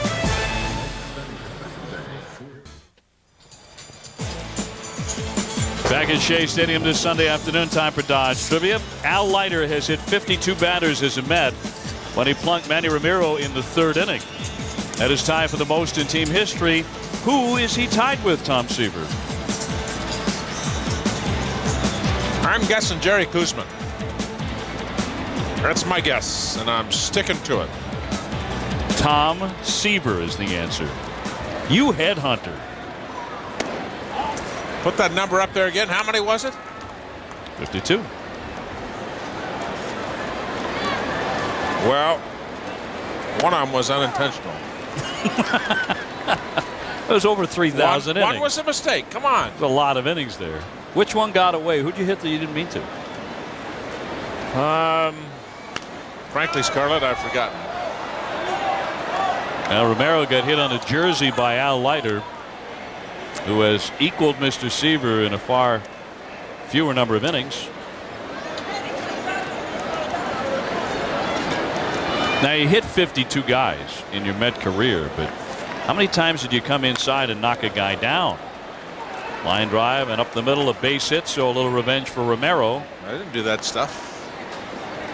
You talking about brushbacks? Yeah. There's a difference between brushbacks and knocking somebody down. Brushbacks. Well, I mean, yeah, but you get guys who are going to take a seat. They're going to get out of the way and get down as quick as they can. Well, no, that's brushbacks are not knocking somebody. I mean, this is, you know, semantics here, arguing about terms. If you're talking brushbacks and, you know, moving back off the plate. Oh yeah, that's two different things. Yeah, well, the answer to that's about 2,000. You can mean to knock a guy down, or you can mean different. just to brush him back. Just to move him back, just throw hard inside. For some pitchers, it's one and the same. And that's a mistake. Jennings trying to bunt, but he missed it. He had a lot of trouble doing that in the 3rd inning, and he struck out. Continued to prove that he has difficulty bunting. I think the example I would use is the current day example is Pedro Martinez. I mean, Pedro, more often than not, when he brushes a guy back, he's going to knock him down. And sometimes it's the hitter's fault, too. You have hitters that dive, they want to go out on the other side of the plate, and you just can't let it happen. The game's different today than it was, you know, when I played from 67 to 86. So it's, you know, 15, 20 years ago. It was different then. You could pitch inside. No body armor on the hitters? Well, no. You could know body armor, and you also knew that you'd pitch inside, and inside meant off the plate. There's no rule that says I have to throw the ball over the plate. There's no rule that says you have to stick your nose over the outside bar of the plate and look for that ball down away on the corner. And that just isn't done anymore. I mean, Al Leiter does a great job of just pounding these guys inside, and he hits them. You know, because they still have to protect. The right-hander still have to protect down and away from you. But they can't dive into that, you know, into that cutter that's going to eat him up right at the hands.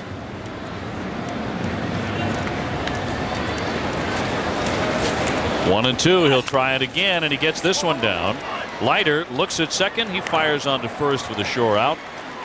Romero into second on the sacrifice by Jason Jennings. One away. And tonight, when a charmed one is captured by demons, will her sisters fall into the trap and lose their family? We'll find out on a 2-hour Charmed event tonight at 8 only on the WB11. One out, here's Ronnie Belliard. He has struck out and drawn ball 4. He's a distant cousin of the former Atlanta Braves shortstop, Rafael Belliard. He's a pretty good fielder. Ronnie Belliard a better hitter. And he bats with a runner at second here. Takes the first pitch inside, ball 1. No, Leiter can get real flat coming to home plate. You'll see him, he'll gesture once in a while. He's very animated on the mound, very energetic. It's one of his best assets. One of his really strength is his emotion that he brings to the plate. You know, talk about, you can see him emotion and talk to himself about going sideways, get his shoulders going sideways. He'll want to get that front side coming down as opposed to lateral to the ground. He's up above 80 pitches. He's closing in on 90 right now. We are just in the 5th inning. Pitcher will normally average about 14 and a half, 15 pitches per inning, depending on if he is a strikeout pitcher. As of late, Al Leiter have been averaging over 18 pitches per inning. That was a good pitch. A breaking ball right there. You say, well, what's 3 pitches? You know, well, multiply it by 9. That's 27. I mean, that's 27 more in a game. Here it is again. Watch the shoulder rotation. Now, the left side goes down on that breaking ball. Sometimes he gets real parallel to the ground in his rotation. Like that pitch right there, you get real parallel.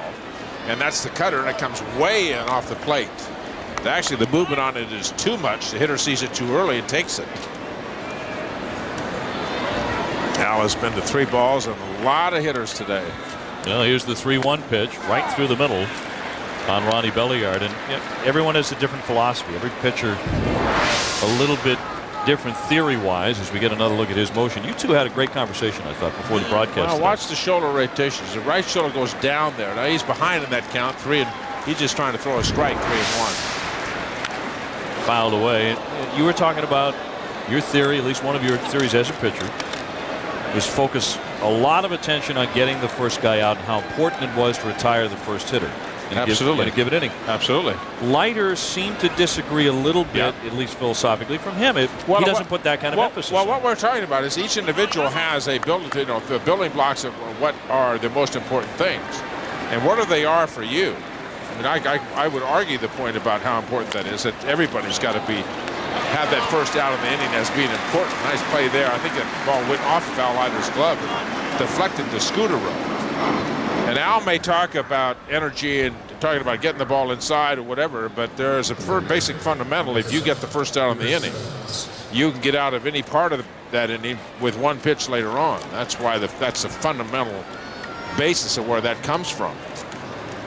And I would argue that to the, till the cows go home. I mean, that's to me, that's an absolute. Here's Chris Steins. He has struck out and hit into a force play. 2 down. That runner's still at second base. The Mets with a 5-0 lead. They got 2 in the first, 3 more in the 3rd inning. And during this winning streak, which has reached 4 straight, there have been a lot of crooked numbers in innings for the Mets. So far, 8 hits for New York. Big swing and a foul back by Steins. Chris, originally from New York. He was born here in Queens. Well, big swing. That's very dominant, very high kick, leg kick, and then watch the hand fly off the bat. And it's a new style of hitting where you sweep with that bottom hand.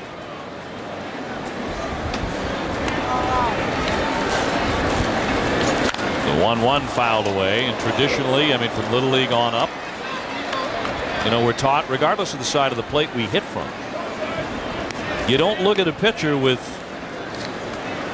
both eyes. It's your lead eye. And in Stein's case, and guys like Galarraga and many other hitters, and even Larry Walker hits this way now. They're looking straight onto the pitcher. They can look him right in the face. There's the 1-2. Swing and a miss. Leiter strikes him out. So he gives up a hit, and the Rockies get a man to scoring position, but they have not gotten across home plate today. Ty Wigginton does not shy away from contact. 5-0, the Mets in front. He doubled in a pair of runs in the 3rd inning. That's not the contact we're talking about. Well, it's not the first time that we've seen it. This is way back in April against Montreal, and then against the Padres in May, and then against the Atlanta Braves. And today, coming in, it's the exact same thing. Kill the quarterback, that football mentality, and gets himself airborne. And on that play, he was out at home plate. But that's one of the things that Ty Wigginton, and it's a great asset, he brings to the table, and he brings it every game. This is a guy that's getting a tremendous amount of playing time. And he gets some votes for Rookie of the Year in the National League. And he is learning how to become a professional player. He's been one of the real secrets of as far as making progress and how much the Mets will benefit from it in the years to come. He has come a long way learning a new position at third base. And learned an awful lot about hitting. Well, he could well wind up with 80, 85 RBIs in his rookie season and about 40 doubles. That double he knocked in the third inning was his 29th, which is a new club record for rookies. I would have to say, and I think you'd agree, that his level of intensity, and it'll be interesting to see if that mellows at all as the years go by. His level of intensity is a little unusual for an everyday player. Foul tipped into the mid. I think a football mentality, a Sunday afternoon mentality, is a good point by you. That describes him pretty effectively. Yeah, it's just a, you know, it's a description that, you know, ball players used to have, you know, ages ago, and it's certainly not a knock. It's just somebody that brings a lot of energy to the table. There's a lot of pizzazz, a lot of. Al Leiter does the same kind of thing, but he doesn't do it in a physical way. He does it in a verbal and an emotional way. Well, Ty Wigginton brings it, you know, he brings it kind of in a linebacker way to the clubhouse and to the field. Pops that one to a mile into the sun. Uribe right there in shallow left to make the catch. The shortstop clinches it for out number 1. And Al Leiter today certainly focusing his energy. He's tossing a 3-hit shutout at the moment through his 5 innings so far on the hill. One away in the bottom half of the 5th inning. That brings up Vance Wilson. Leiter working hard en route to what will be, should he get it, his 12th win. He'll go to 12-6. Vance on the day is 0 for 2.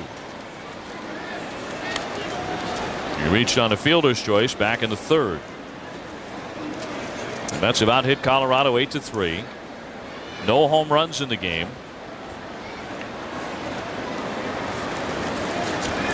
Jennings fires in and on the inner corner, and Wilson did not like the call. In disagreement with Tony Randazzo.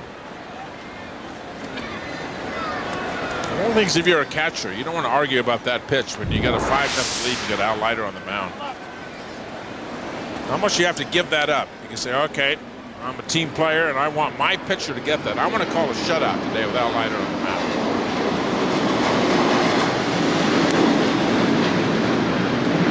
Because you bet Vance Wilson's behind home plate. He wants that pitch for a strike, and he will argue. It's the kind of thing you don't want to be caught arguing the same pitch both ways. One yes and one no. And the side you really got to be on there is the side of your pitcher. Down low 2-2. When you had a catcher working a game you were pitching in, and you saw him maybe give one of those looks to an umpire or question an umpire's call while he was hitting, did you ever talk to him about it? No. Kind of the manager's job to do. Swung on and missed, and he strikes out, spinning himself around in the box. 2 gone. A look now at the Toyota out-of-town scoreboard. Arizona with a 1-0 lead against Atlanta. San Francisco 1 up on Montreal there in the 7th inning. The Marlins with a 2-0 lead on San Diego, while Cincinnati has a 4-2 advantage on Houston. And later on, St. Louis taking on those Phillies. Albert Pujols has hit in 30 in a row. The Yankees out in front. Boston and Seattle just a little bit later, about an hour from now. Big game not only involving the American League West, but also that wild card race, which has turned into a terrific one. And how about the Central Division in the American League, where all of a sudden the Minnesota Twins have their nose right in it. They're just 2 games back of Kansas City. So are the White Sox. They're both in 2nd place, and the Royals still out in front somehow. Tony Pena has done an incredible job with that Royals team, getting them to believe that they're going to win. Got off to that 9-0 start to begin the season.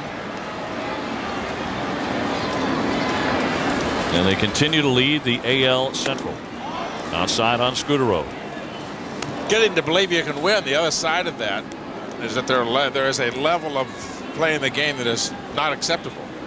When you don't play it intelligently, you don't play it with hustle, you don't do those kinds of things. And Tony Pena does not, he will not accept that stuff. Absolutely true. Play it as a professional. And that's win, lose, or draw. It's making it it's 2-1 or 9-1. Or the reverse of those scores. They still work on hitting the cutoff man, on double play technique, on pitchers covering first in season before games. The Royals do. Pena demands that. That's a big reason they've been successful. They don't beat themselves. The Royals. They certainly don't have the talent that even teams in their own division have. And Minnesota's got a lot more talent in their everyday lineup than Kansas City does. Well, Carlos Beltran's a terrific player. Flared down the right field line. That's going to settle foul. Well, how many times are we seeing in the last few days? Missed cutoff bands, thrown to the wrong base, all those kinds of things. And we've talked about the term bad baseball. Colorado Rockies last 2 nights playing bad baseball. He's not playing very good baseball, and that's, you know, whose lap does it fall on? Yeah, the Mets played a lot of bad baseball. Yeah, for quite a while. In 2000. Best bad pitching right here. You got 2 outs. Scudero's heading into second. The throw, the tag, he's safe. How about that play?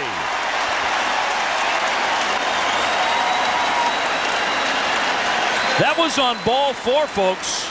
He winds up at second base. Jennings put his head down. No one covered. They forgot all about him. Boy, is that embarrassing. Well, we're talking about how to play the game of baseball and what's acceptable and what is not. And the pitcher going to sleep, second baseman going to sleep, bench going to sleep. And one person very heads up, and Marco Scudero getting in scoring position. Al Leiter swings and misses for a strike.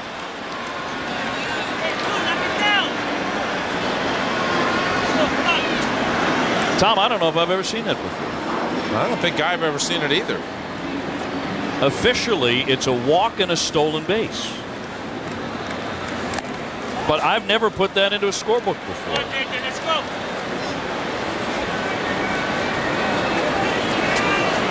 Scudero stealing Jennings and the infield blind and leaving them red-faced on that play, regardless of what happens with Al Leiter, who flies this one to left field. Payton racing back, and he'll make the catch. Oh, that got interesting. Leiter put a charge into it on what was the 100th pitch of the day for Jennings. The Mets lead it 5-0 here.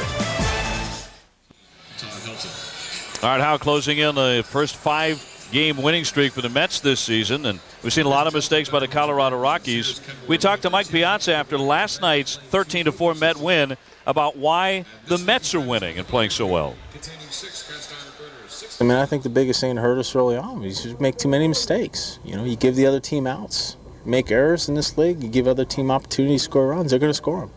It's not that difficult. It's pretty basic. And, you know, again, we're kind of shuffling guys here and there and figuring out who can do what, but I think everyone's kind of excited now and hungry, and you got some young guys that are really playing hard, and it's infectious to me. I'm happy to be back, and it just gives me a shot of adrenaline, so it's fun. I mean, this is what fun is, you know, when you're playing like this. I mean, hopefully we can continue that.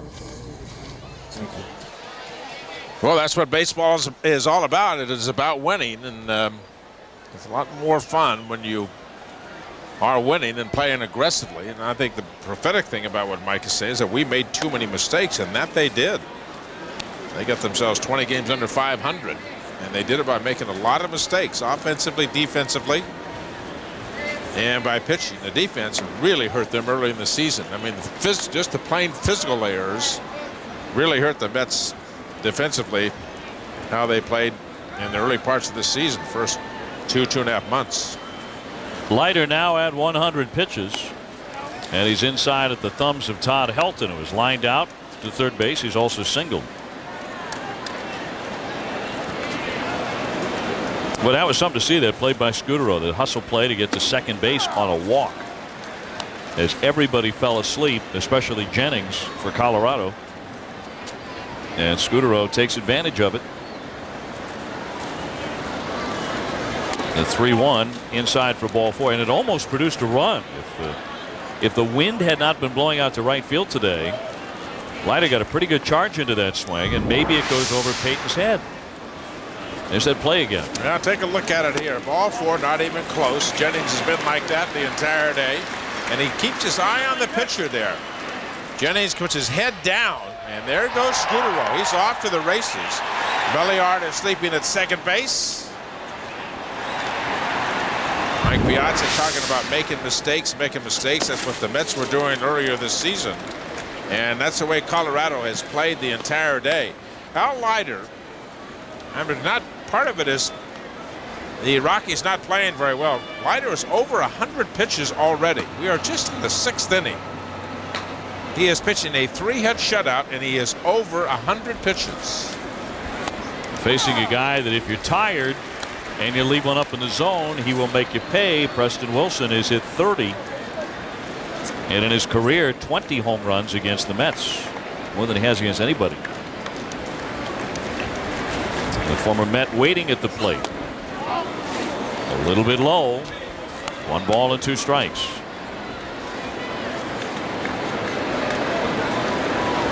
Wilson has walked and struck out. Leiter has collected 7 strikeouts. Down and in, 2-2.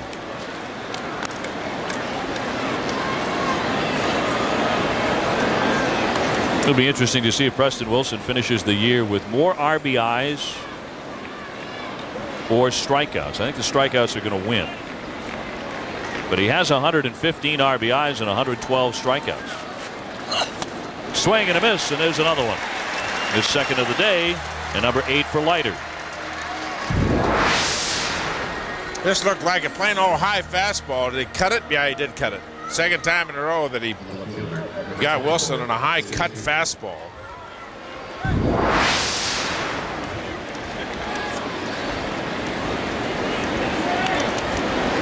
One out in front of another former Met in Jay Payton. He's hit into a double play and then singled. 1 for 2. Elton gets his lead, and that's going to knock him down right up under the chin. If you watch Jay Payton, where's his body going? See his body going out toward the plate? And that ball is inside. You're not trying to knock him down. You're not trying to knock anybody down or hit anybody if it's a 5-0 lead. You let sleeping dogs lie.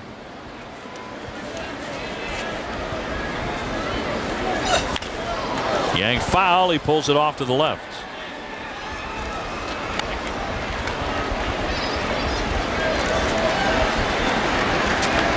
That's 5 1/3, 3 hits, 8 strikeouts, 110 pitches though. So how much longer for him? Roberts continues to warm in the bullpen. Well, he hit last inning. He made the last out of last inning.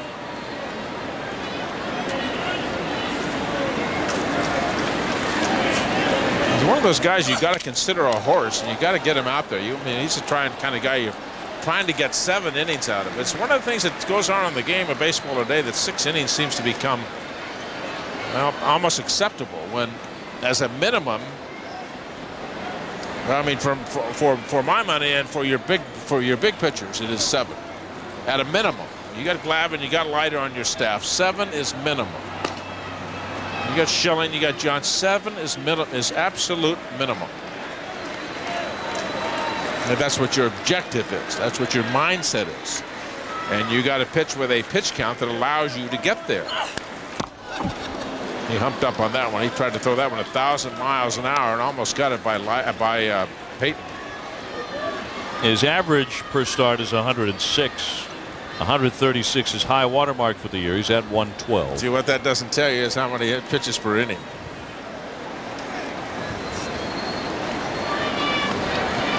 You know what? Those guys will get it too. 1-2 pitch, hammered foul. Long at bat here for Jay Payton, so he's really extending Al Leiter. I think you're right. I think 6 innings is what 7 innings used to be. Over the last 10 years or so, it's become That's the change, absolutely. And I mean, they don't use the phrase as often as they used to, quality start. When they started pinning down the quality start at 6 innings, 3 earned runs or less. I think the mindset of the pitcher started to go that way. Well, yeah, I'll have a good outing if I go 6. 6 will be fine. 6 is a good outing. Minimum. At minimum. Yep. Yeah, I mean, you know, I think your point right. 10, 15 years before, it's 7 innings at minimum. But again, I mean, Bill Madden had, you know, he had some words about that today in his column today, and Warren Spahn about what was acceptable, what they tried to do, what Warren Spahn tried to do. You know, he used to have 30 complete games a year. Swung on and missed. He got him. Wilson fires the runner, trying to move up, and he's safe. Todd Helton slides in safely as Payton strikes out. So that's 9 Ks for Leiter, but Todd Helton moves up 90 feet on the pitch. then rolled into the dirt. Ball out of the strike zone, and Chase swinging up one-handed and almost a double play. Vance Wilson pounding on it, and just by a fraction, safe at second base. C.B. Buckner says nope, he got in there. Vance Wilson can really throw. 9 punch-outs for Al Leiter.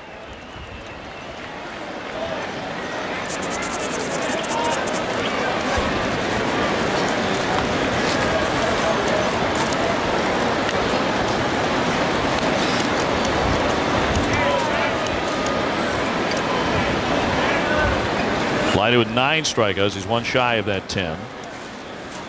And here's Reyes, who has whiffed, and he's also popped out back to the pitcher, so he's in nothing by Leiter today. Rene Reyes, a .314 hitter.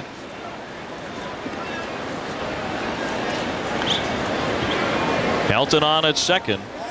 Leiter looking to preserve his shutout bid. He drills in a strike. His fastball for the most part today has been between 86 and 90.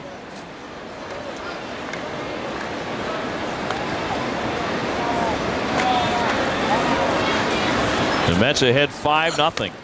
And a swing and a miss. It looked like Reyes was not sure what he wanted to do on that 87-mile-an-hour fastball. Well, this is another question of, do I go after it? You defend against the cutter so much. Now looking for punch-out number 10. The crowd wants double digits. Little flare, right field along the line. It drops in, a fair ball. There goes the shutout possibility. Helton is in, and that'll be 2 bases for Rene Reyes. He fought it off on a 1-2 pitch with Leiter thinking K, Reyes thinking double. That makes it 5-1. Well, a little flare down the right field line, inside out.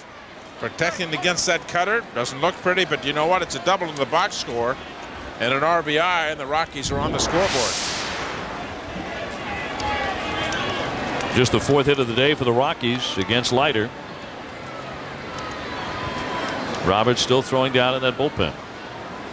Uribe, the hitter, he's 0 for 2. Trying to hold up and committed for strike 1. The Mets have really had their way with this particular franchise since the Rockies came into existence. The Mets are 30-18 here at Shea Stadium against Colorado. Up and in, a ball and strike.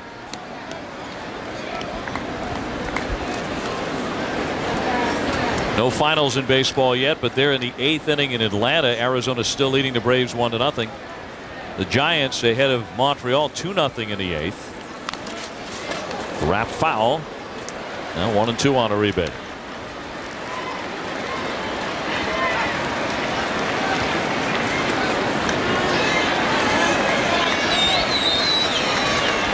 You know, if the Giants falter, they do have a late lead, but if they lose in Arizona, hangs on and wins, the Diamondbacks are going to be just 8.5 games out in the West. That keeps up in a week. That's maybe going to be a race. Cut on and missed in Uribe fans. 10 strikeouts for Al Leiter. He strikes out the side in the 6th. It's 5-1 the Mets. Shea Stadium on a Sunday. The Mets with a 5-1 lead behind the 10 strikeout pitching of Al Leiter. And a couple of changes here for Colorado. They're going to bring Greg Norton in to play right field. So Rene Reyes is finished up for the day. And a new pitcher will be the right-hander Aaron Cook. So he replaces Jason Jennings, who continues his road problems. If in fact the Rockies do not rally today and Jennings takes the loss, he's going to be 3-11 on the road, 7-0 at Coors Field.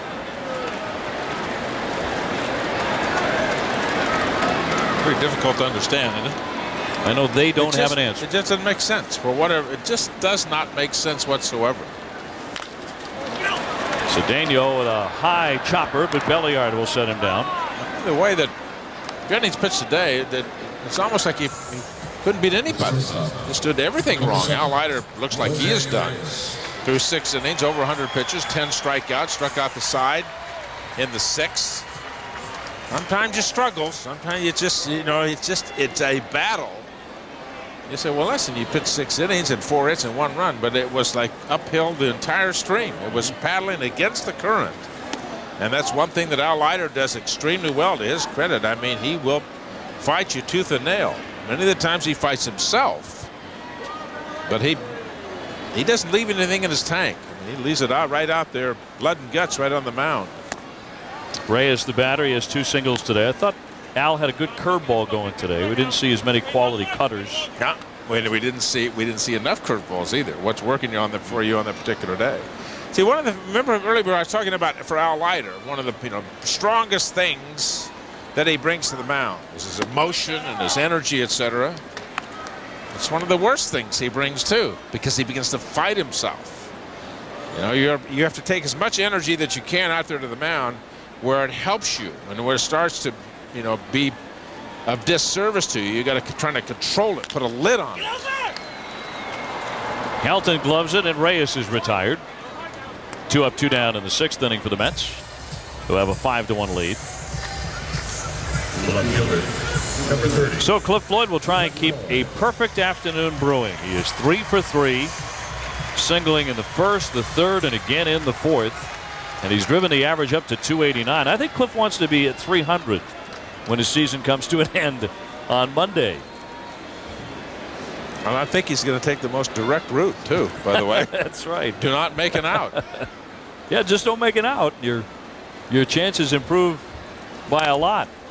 He fouled that one off on the check swing. Strike 1. Here is 3 hits on the day.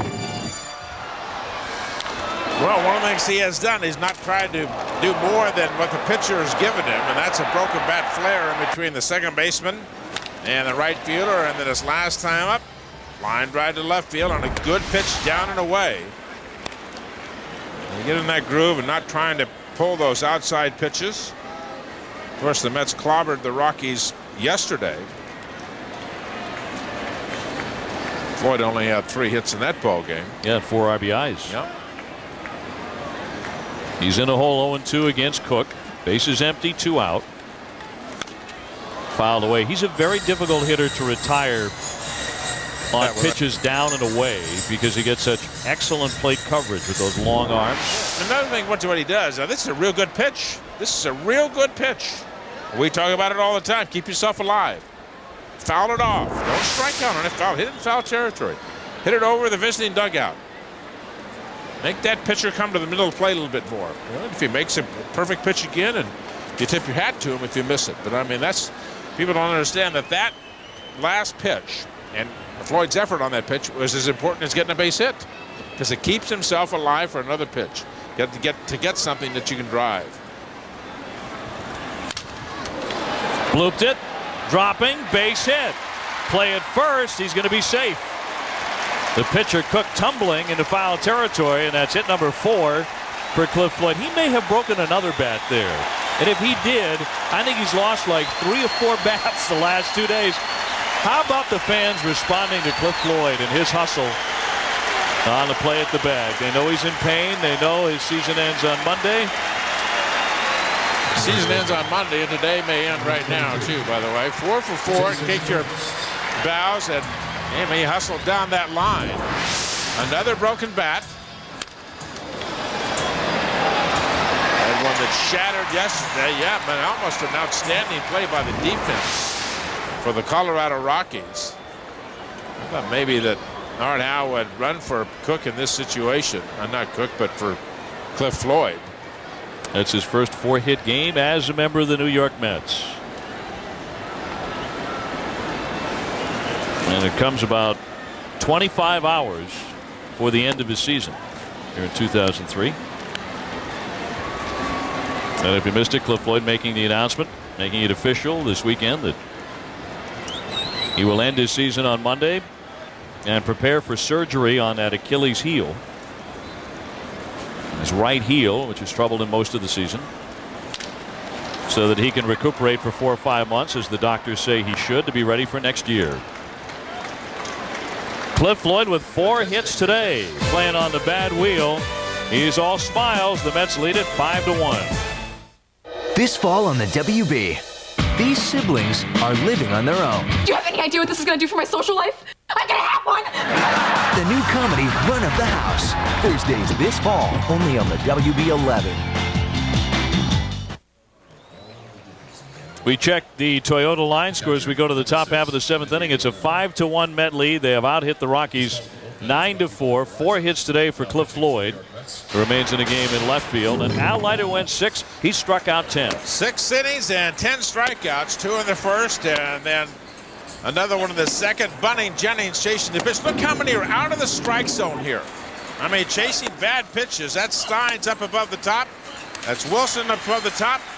And that was Payton in the dirt. And 8, 9, 10 came in the 6th inning.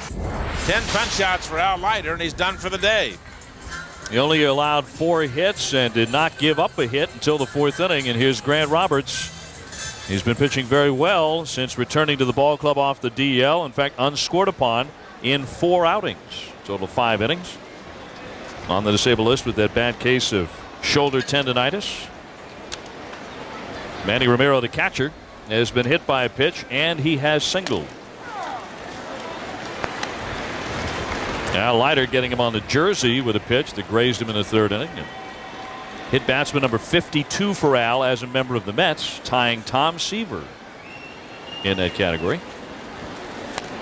Tried to hold up, could not. Romero went, and it's 0-2. This would be a category we're very proud of, by the way. You and Al, yes. I believe he will pass me before the year's out. Could very well pass you in his next start. Yes, he could.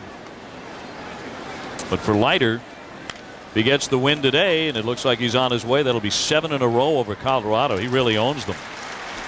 Romero grounding out softly on the infield, 1 up and 1 down in the 7th.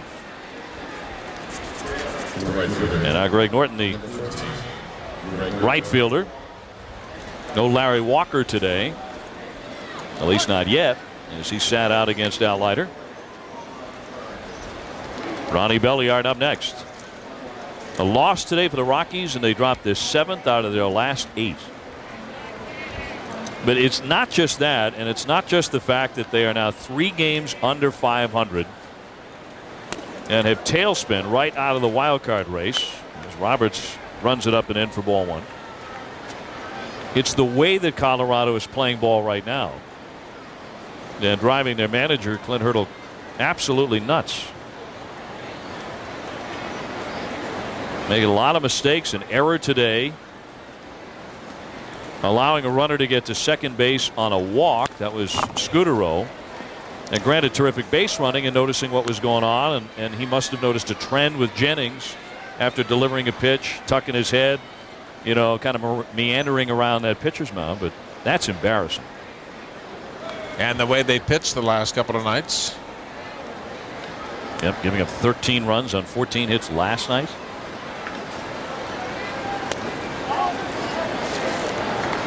Two balls and 1 strike on Norton. No, you know, it's not to take a page out of your book. What you're talking about is losing. You know, having all this, losing this 7-9 or whatever it is, and it's not just the losing, and it's not just the pitching. The losing pitcher or whatever. It's how they're pitching. I mean, how many times are they behind in the count? How many times are they 3-2? How many times are they missing the strike zone by feet? Oh, it was the odd thing today. Yeah. There's one of the old sayings which is very, very valid. There is a purpose for every pitch. If that comes down, somebody should be out. I'll tell you that right now. Scudero's going to put it away. But one of the old, you know, truisms of pitching is that if every pitch there is a purpose. Now we saw Jennings throw pitches that they had no meaning whatsoever. They didn't do any good whatsoever. I mean, sliders that were 6 feet from home plate. Yeah. So I mean that the problem goes back prior to delivery of the pitch. It's what are they thinking when they get out, before they get out there? What is their game plan? What is their philosophy about pitching? What is their philosophy about what we talked about first, you know, the first out in the inning? What's their philosophy about getting ahead of pitchers? And there's a lot of things they don't have organized by the time that they get out there. That's what it seems like to me. Wigginton down to get it across the diamond, and it's a 1-2-3 and another perfect inning for Roberts. He's really had nothing but since returning to the bullpen rotation. The Mets ahead here 5-1 in the middle of the 7th. Hey, soccer fans, don't miss the international soccer action on Wednesday, August 20th, right here at Shea. Come see the Colombian national soccer team battle the national team from Slovakia at 8:30. Tickets are still available at Shea Stadium's advanced ticket window. That's located between gates D and E, or online at www.tickets.com, or simply by calling 718-507-TIXX.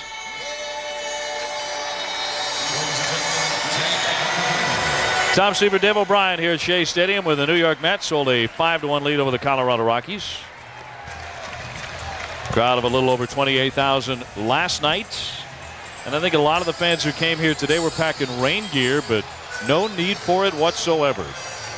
The sun came blazing through the sky before we ever got started today, and it's been a great day for baseball. Mets going for 5 straight wins on this beautiful day at Shea Stadium. Is that what you're telling me? You think you're going to win the bet, don't you? It doesn't look like a rain cloud up there. I believe there will be one raindrop here before the end of the ball game. Might be you splashing me with a cup of water. I think that's probably it. Ice water. Now I'm going to win that bet. Gentleman's wager. Timo today 0 for 2, but with an RBI and a sac fly in the first inning. That was with the bases loaded. The Mets got 2 quickly against Jason Jennings, who was the Rockies starter and has never lost to the New York Mets. He's 3-0. Today might be the day the Mets get him. He is on the hook for the defeat. 5-1 New York in front here in the bottom of the 7th. Mets got 3 more in the 3rd inning. The Rockies finally broke through in the 6th inning with 1 off of Leiter.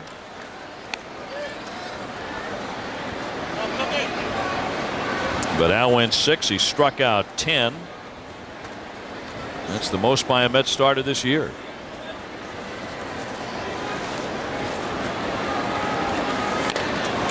Perez tried to hold up, but he went through with that swing. 2-2. Well, 4th pitch of this at bat to Timo Perez, and that breaks a record for the last 2 days. For him. For him, absolutely. Yesterday, first 2 pitches that he saw, he had 2 RBIs in 2 at-bats.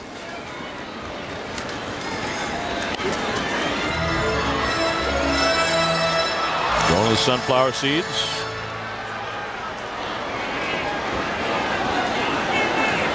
And he digs back in, leading off here in the bottom half of the 7th inning. The fans have had their stretch. Take me out to the ball game. Timo's got the sunflower seeds, the payoff pitch. Lined up the middle for a base hit. Right over the cap of Aaron Cook, the pitcher. 3-2 count. You can put Timo Perez, and he knows what's coming fastball, and he can hit. And try to do anything more than hit the ball right back up the middle. That's all he wanted to do. That's a good piece of professional hitting right there.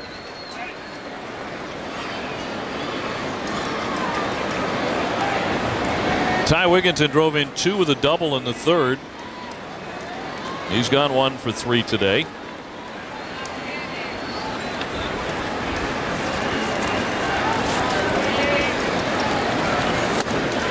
That's the first one going. That's in there for strike 1. Hardhau's got to be thinking one more run in this situation. Grant Roberts came in last inning and made it look easy, and there are a couple of arms thrown down to the Met bullpen. I don't know whether Hardhau is going to send Roberts out there again. You got a 4-run lead, but a lot of managers just try to stay away from the grand slam home run. Wigginton is not really a guy that you might want to bunt with, but he does have decent back control and goes to right field well. There's a big hole on the right side, so it gives Hardhau an option. Timo Perez over there flirting with the idea of taking off. He faked there, and Cook took a step off the rubber. 0-1 on Wigginton. He's not running. Put in play. Steins has it. To Belliard 1. The turn double play. So 2 away quickly here in the bottom of the 7th inning. Next up will be Vance Wilson. Nicely played by the Colorado defense. Steins over to Belliard, and just by a fraction. Ted Barrett, first base umpire, rings him up, and pitcher's favorite part of a ball game right there, double play. So far, a quiet day for the Met catcher, Vance Wilson, giving Mike Piazza the rest, and Vance is 0 for 3 with a couple of strikeouts. Cook starts him with a curveball low. Activity in the Met pen. It's Aaron Heilman, a right-hander, along with David Weathers.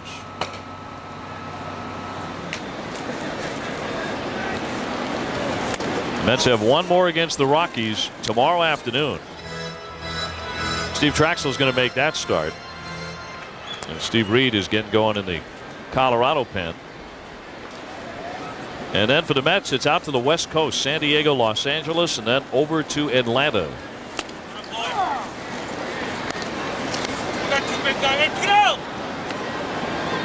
So an upcoming 9-game trip for Mike Piazza and the Mets.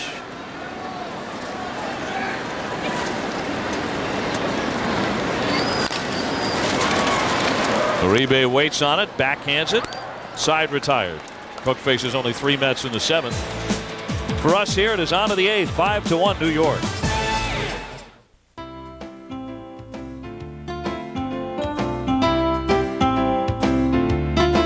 This summer, there's more than baseball going on at Shea Stadium.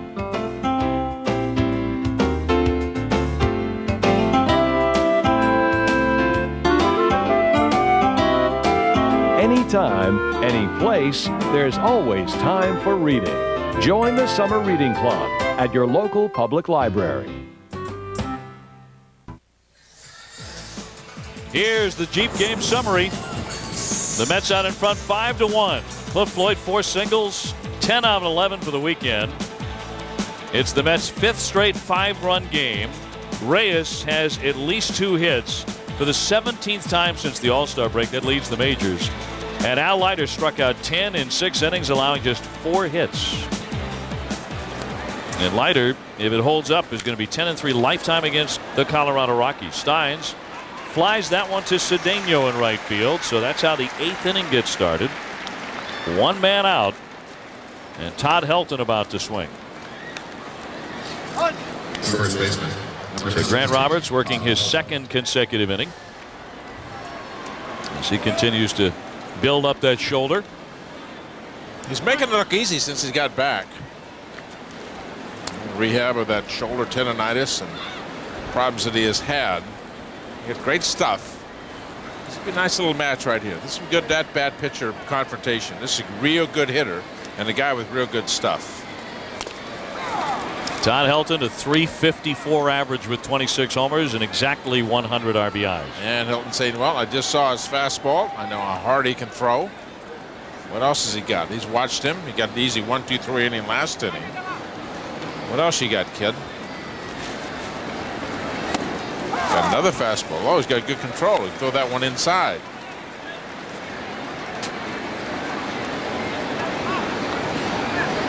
Good professional hitter against a guy that's got good stuff. This is the fun at bat. See what happens.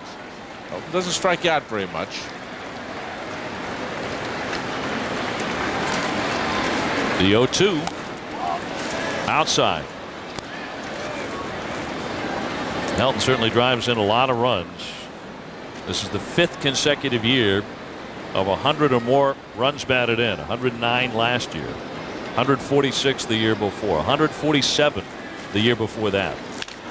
Breaking ball hit hard and fair. A good professional hitter is on his way to second base.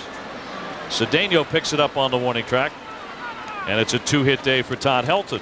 And he got a touch of a hanger, didn't he? Now we've seen him hit a couple of mistakes, and every time a good hitter gets those mistakes, they hit it hard somewhere. Don't necessarily get base hits, but they hit it hard someplace. And let's see what this little breaking ball, little roller right in the middle of the plate. And Todd Helton says, I can hit that one. If there's a mistake that Grant Roberts makes, he tries to throw that curveball from back behind his right ear, and he throws a roller, not really a curveball. just kind of rolls up to home plate. There's no sharpness to it. And that one he left right in the middle of the plate. Well, so far, the Mets have corralled Preston Wilson, striking him out twice. That was Al Leiter on the mound. He also walked him in the second inning. The #1 RBI man in the majors, at least coming into today, that was the case. He had a 2 RBI lead over Carlos Delgado of the Toronto Blue Jays. Has a chance here with a runner at second and 1 away in the 8th.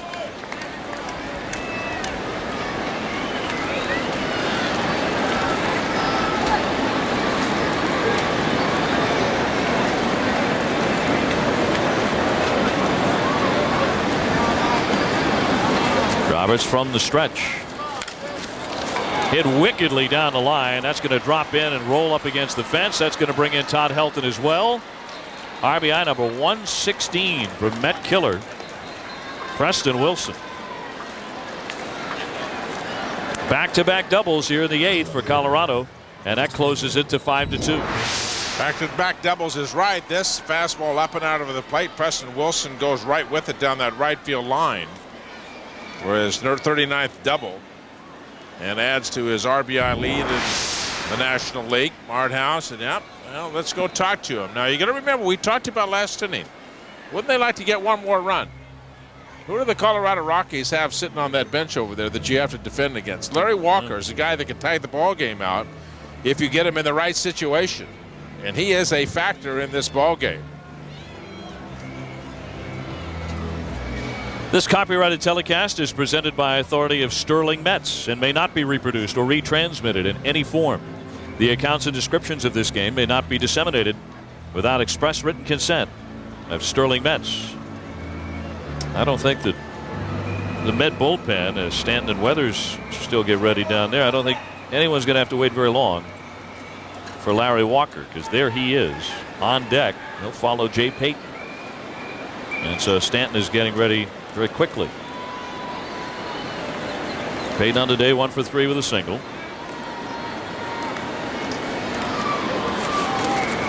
One out here, and that pitch is off the plate for ball 1.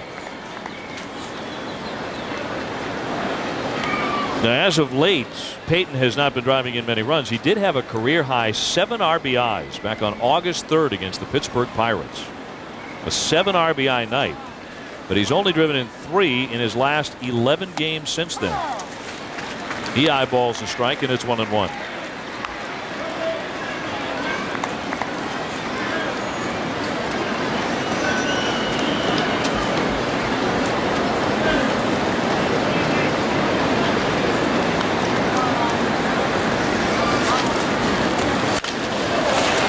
Knocked foul out of play to the right, and so Roberts is in front in the count, 1-2. A little late on the fastball there. I had a pitch that he could drive to right center, but Roberts got the ball by him. Looked like it was up and out over the plate. Fastball, yep, just didn't get to it. Dave Payton, a real strong man. Strong forearms, real strong body. Roberts beat him with his velocity there.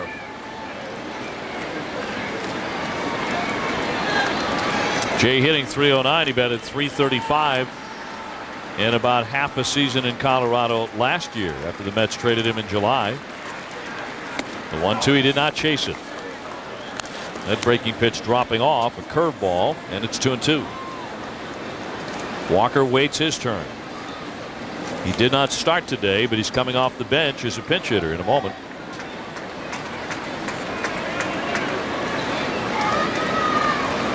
And if Payton reaches here, Walker represents the tying run. A little squibber, but foul. Play made by Dave Collins down there. Player in the National League for many years, Cincinnati Reds. Call him the pumper. Be pumping that iron in that weight room all the time. You know, that lacks originality, that nickname, quite frankly. The pumper? I'm a little bit down on that. The pumper. Well, that's his nickname. You'd have to take that up with Mr. Collins. Well, I mean, he didn't give it to himself. People don't give themselves nicknames. Someone else is responsible for that lack of creativity. The pumper did. Pumper gave himself a nickname. The franchise is a great nickname. The pumper, that's mediocre at best. 3-2 on Payton. Teddy Ballgame, the Splendid Splinter, the Yankee Clipper. These are all great nicknames. Yogi. Yogi's terrific. Fits him like a glove. But in fact, Gary Payton, the glove, fits him beautifully. The pumper, I don't think so. Payoff pitch from Roberts, hit up the middle, and he knocks it down on the backside of the hill. A throw to first, and he got him. Wilson had to freeze at second base. Quick reflexes there by Grant Roberts to save a run. Well, that saves a run, and it also saves a situation where Larry Walker can tie up a ball game with a home run. Good fielding right there by Grant Roberts. The throw to first. And the best that Larry Walker can do in this situation is put the Colorado Rockies within one. Larry Walker. Well, he's not going to be facing Roberts. Instead, it'll be Mike Stanton. And this will be part of a double switch. Tony Clark is going to enter the ball game. He's going to march to first. So Art Howe will make a couple of changes here as Larry Walker is announced, and we'll be back at Shea in a moment with the Mets in front, 5-2. Well, the Mets with a 5-2 lead here, 2 out in the top half of the 8th inning. And it's not only Tony Clark in at first base. This is technically a triple switch because Jason Phillips did not leave the game. He goes to catch. And he'll be catching the left-hander Mike Stanton, who is brought on to face Larry Walker, who cannot tie it because there's only one man aboard. Mike with a .446 earned run average. And how about the home run by Larry Walker last night? I mean, this was a lights out shot, literally.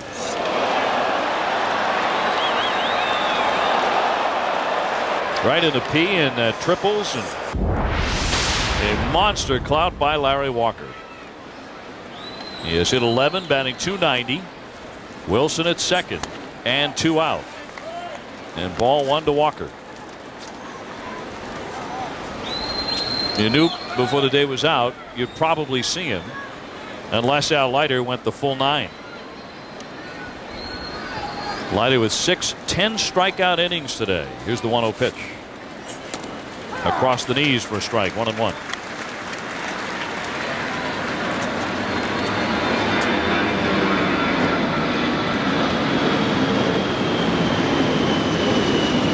Well, last night the Mets ringing up 4 straight wins for the first time this year. Today trying to make it 5. Walker didn't chase it. 2 balls, 1 strike.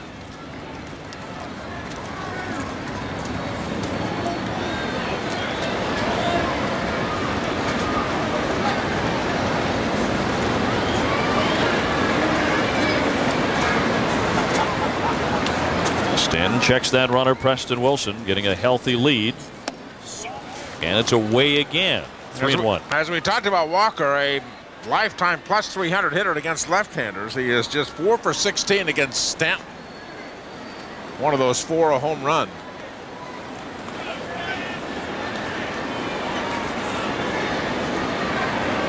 Now they count Larry's way. 3 balls, 1 strike, 2 out, a runner at second. Line shot into right that drops down for a hit. Preston Wilson will score easily. So Walker doing damage again, this time coming off the bench. That makes it 5-3 the Mets. That lead has been sliced down to 2.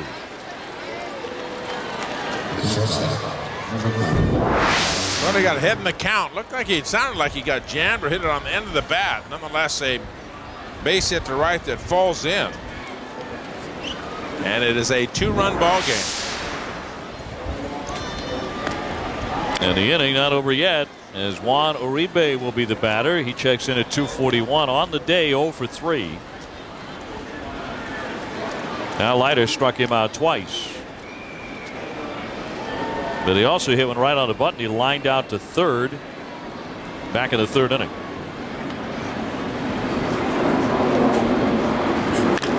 Chops that one in the direction of Ty Wigginton.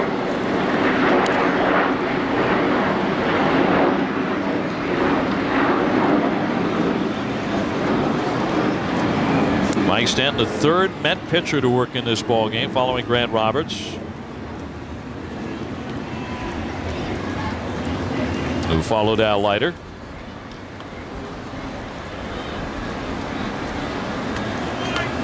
2 out here in the stretch and pitch from the lefty. Breaking ball in there for a strike. And a beauty, too. Absolutely beautiful pitch right there.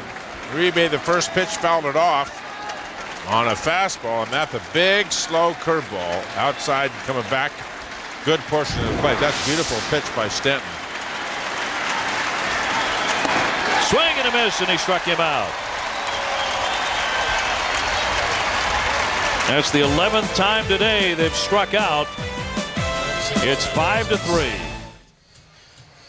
That is our Toyota line score to this point. Bottom half of the 8th inning, the Mets could use a little more breathing room. They're ahead 5-3 in their bid to win 5 consecutive games. We're going to check out the Toyota out-of-town scoreboard as well. How about the Montreal Expos rallying to knock off the Giants again? Montreal got 4 in the 9th to steal that one 4-2. Arizona with a 2-0 win over Atlanta. The Marlins laying it on San Diego. Los Angeles trying to make it another win over the Cubs. They knocked Chicago out of first place yesterday. Cincinnati leading Houston 4-3 there in the 9th inning. Later tonight, St. Louis against Philadelphia. The Yankees with a 5-0 lead on Baltimore in inning number 7. Tampa Bay Cleveland tied up 3-3 in the 8th inning. Since the All-Star break, Lou Piniella has the Devil Rays team playing some pretty good baseball. They have a winning record in the second half. Steve Reed, the sinker ball guy, the side armor, he'll come on to pitch. And he'll be facing Marco Scudero, then Tony Clark and Roger Cedeno here in the bottom of the 8th. Couldn't use a couple of runs right here off of Reed. Pitched for the Mets a little bit last year. Mets gave back a couple in the top of the 8th, and there's one thing positive. Larry Walker's gone. Yeah, he's not going to play the rest of it. Larry Walker's gone. That's, I mean, if there's any plus whatsoever that he's not sitting on that bench over there anymore. One of the biggest plays in this ball game is that ball that back up the middle of Grant Roberts knocked down with Larry Walker in the on-deck circle. He would have represented the tying run. That was a good play by Roberts. One of those things that many people overlook, but that's a huge play. Clark waiting for his first at bat of the day. He's now at first. Marco has walked twice, batting out of the 8th spot. He's also stolen a base, but if you missed it, he walked and he stole the base on the very same play. Well, jogging toward first base, the pitcher Jennings forgot all about him, fell asleep, so did the rest of the infield. And Marco hit another gear, hit first, and went flying into second base. And the throw was too late to get him by the pitcher Jennings. So it was a walk and a steal on the same play. The Rockies have been very haphazard defensively throughout this weekend. Fouled away hard off that tarp. Which I may point out, Mr. Seaver, has never had to be used all day. I figured that you were going to use a very auspicious moment to remind me of that. You had your life threatened today, by the way. That's the whole genesis of all this, folks. If that's right, it's about time you spoke the truth. My life was in jeopardy had it rained today, because I promised Tom Seaver it would not. Did he go? He did. That's strike 3. I was one relieved hombre when that sun came out. You've told me that. You said, I guarantee you. Tony Clark. Check swing by Scudero, and they check with the first base umpire, Ted Barrett. He brings him up. You gave me an unconditional guarantee. I did. I did. Yep. I met you for coffee this morning, and I said chances of rain, and you said 0. Period. You were right. I hand it to you. You're right. You know, I'm glad you're the man that you are, Tom Seaver. Yeah, I said you'll live to see the light of one more day. Let's put it. Let's call it. Let's get the true meaning out. Just here. glad I'm seeing lights between you and I. High on Tony Clark, hitting .240, 15 home runs and 37 driven in. It's spots like this late in games and kind of lazy Sunday afternoons that Tony has decided to really knock one a long way. 425, 430 feet. He's done that throughout this season. There's a lazy Sunday afternoon. There's a sleepy Sunday afternoon. I think we just saw that.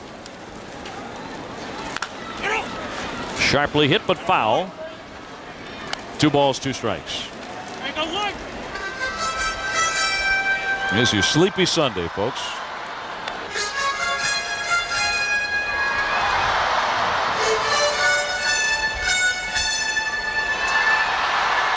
I would think, if I were slumbering in the ballpark, that charge would get me going. Pretty comfy right there. You got to be pretty comfy. Pretty comfy. There's a lot of people around here have been sleeping in funny positions the last couple of days, without electricity and not lights, etc. Some of those pictures are sleeping at the bus terminal, etc. Please, on the concrete. Not too comfy. Come to the ballpark, get a good night's sleep. There's a new promotion. We're giving away pillows. Yeah, that's an exciting one. Yeah. We're gonna you get some. One blanket, one pillow. Come out to the ball game. 3-2, swinging a drive out to right. Norton backs up, and it is gone. He's done it again.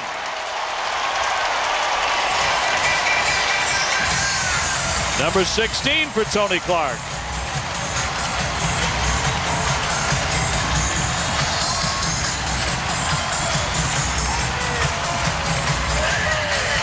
So a little extra breathing room for the Mets, courtesy of Mr. Clark. That makes it 6-3. That one woke everybody up. Well, you hit that nail right on the head. No question about it. Tony Clark taking advantage of the situation. He got the ball down. And a line drive over that right field fence. That is his 3rd pinch hit home run of the year. And no doubt about it. It may not have been Larry Walker style, but it was a pretty good pitch down and away, and he knew it too. Line drive.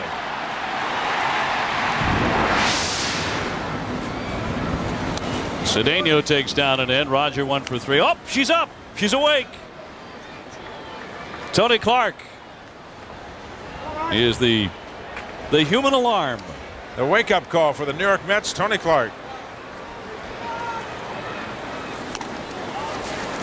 Cedeno has walked and he has singled on the day. For the Mets, 7 for Colorado. Fastball right through the chute. So Tony Clark, part of Art Howe's triple switch, and it pays off with a home run. And that's ball 4 to Cedeno. So Roger on base 3 times today. In last night's game, he had 2 hits and he scored 3 runs. Jose Reyes, who has been groomed throughout his very brief minor league career to be the Mets leadoff man of the future, but he has settled in so comfortably as the number 2 guy. And Cedeno has been reaching base a lot as the leadoff man.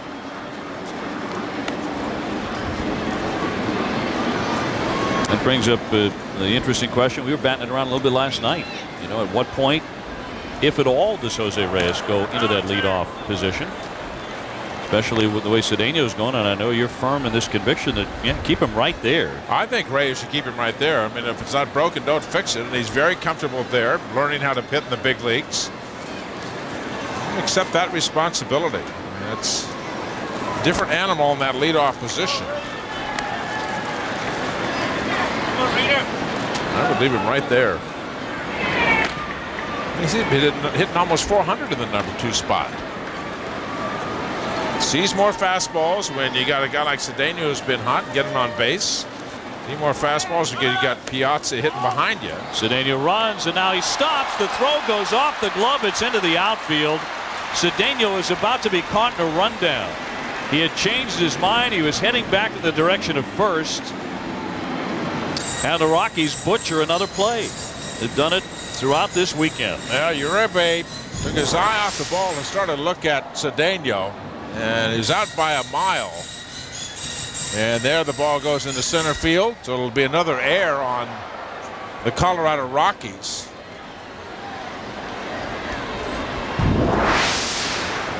So Cedeno down into scoring position, and Reyes can pick up what would be his 29th RBI with a base hit. Wraps that one toward Helton. Cedeno moves up and into third. So the runner advances, and they're 2 away. Here comes Cliff Floyd. The Met fans realize that roughly about this time tomorrow afternoon, his 2003 season comes to an end. So how about this ovation? He has 4 hits today.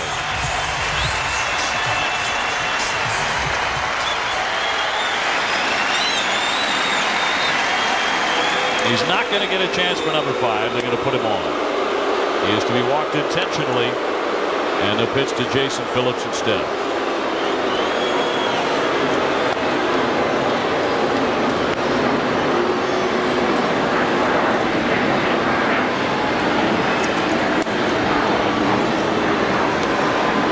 So Clifford will take his walk here, put runners on at first and third with 2 out.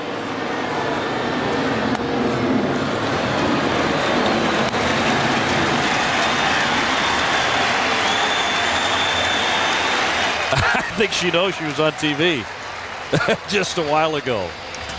Snoozing, I might add. 23, Jason Phillips. She said a couple of long nights.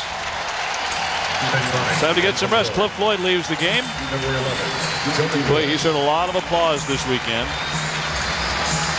And really, no matter what he does tomorrow, he's going to have a very nice taste in his mouth, very sweet taste when he shuts it down Monday afternoon.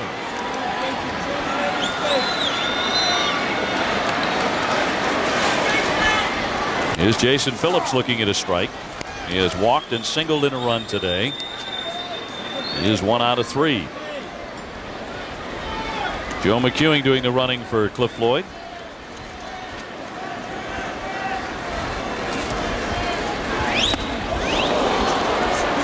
Oh, 2 on Phillips. Jason hitting .326 in his first full year in the big leagues. Cedeno over third. McEwing at first. 6-3, the Mets lead it. They've added another run here in the bottom of the 8th inning after Colorado scored twice in the top of this frame. Inside, right there at the fists, and it's 1-2. Phillips got 47 RBIs. He had that RBI base hit back in the 3rd inning. The first pitch single, that was RBI number 47. That's all, rookie year and less than 300 at bats, 47 RBIs. Pretty impressive. Speaking of where guys will hit in the order, if the Mets, for example, don't go out and sign another outfielder, another bat, if they keep the status quo, where does Phillips hit? Is it going to be Piazza, Floyd, Phillips next year? You can move him around in that. You got to get him down because he can't run. And he's one of those guys that can hit for power. At least he has proven it. And he has an amount of power that he brings to the plate. Got 9 home runs this year.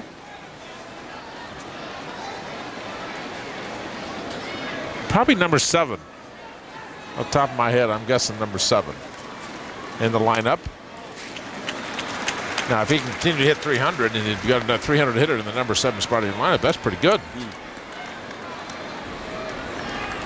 Yeah, I don't know if the Mets will be able to afford to keep him that low in the order, but the speed question's a good one. Fly ball center field. Preston Wilson shading his eyes against the sun. That's out number 3. But the wake-up call, that came from Tony Clark once again. Home run number 16 for the big first baseman. That makes it 6-3, the Mets going to the 9th.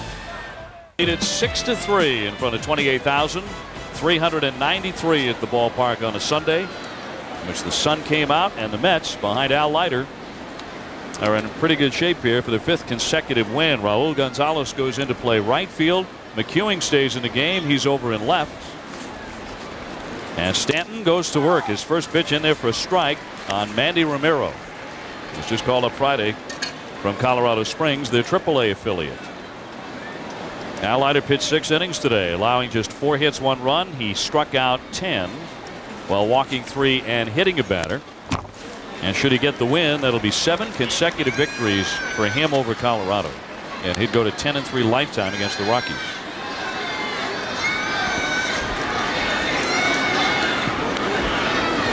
The bullpen allowing a couple of runs in the top of the 8th.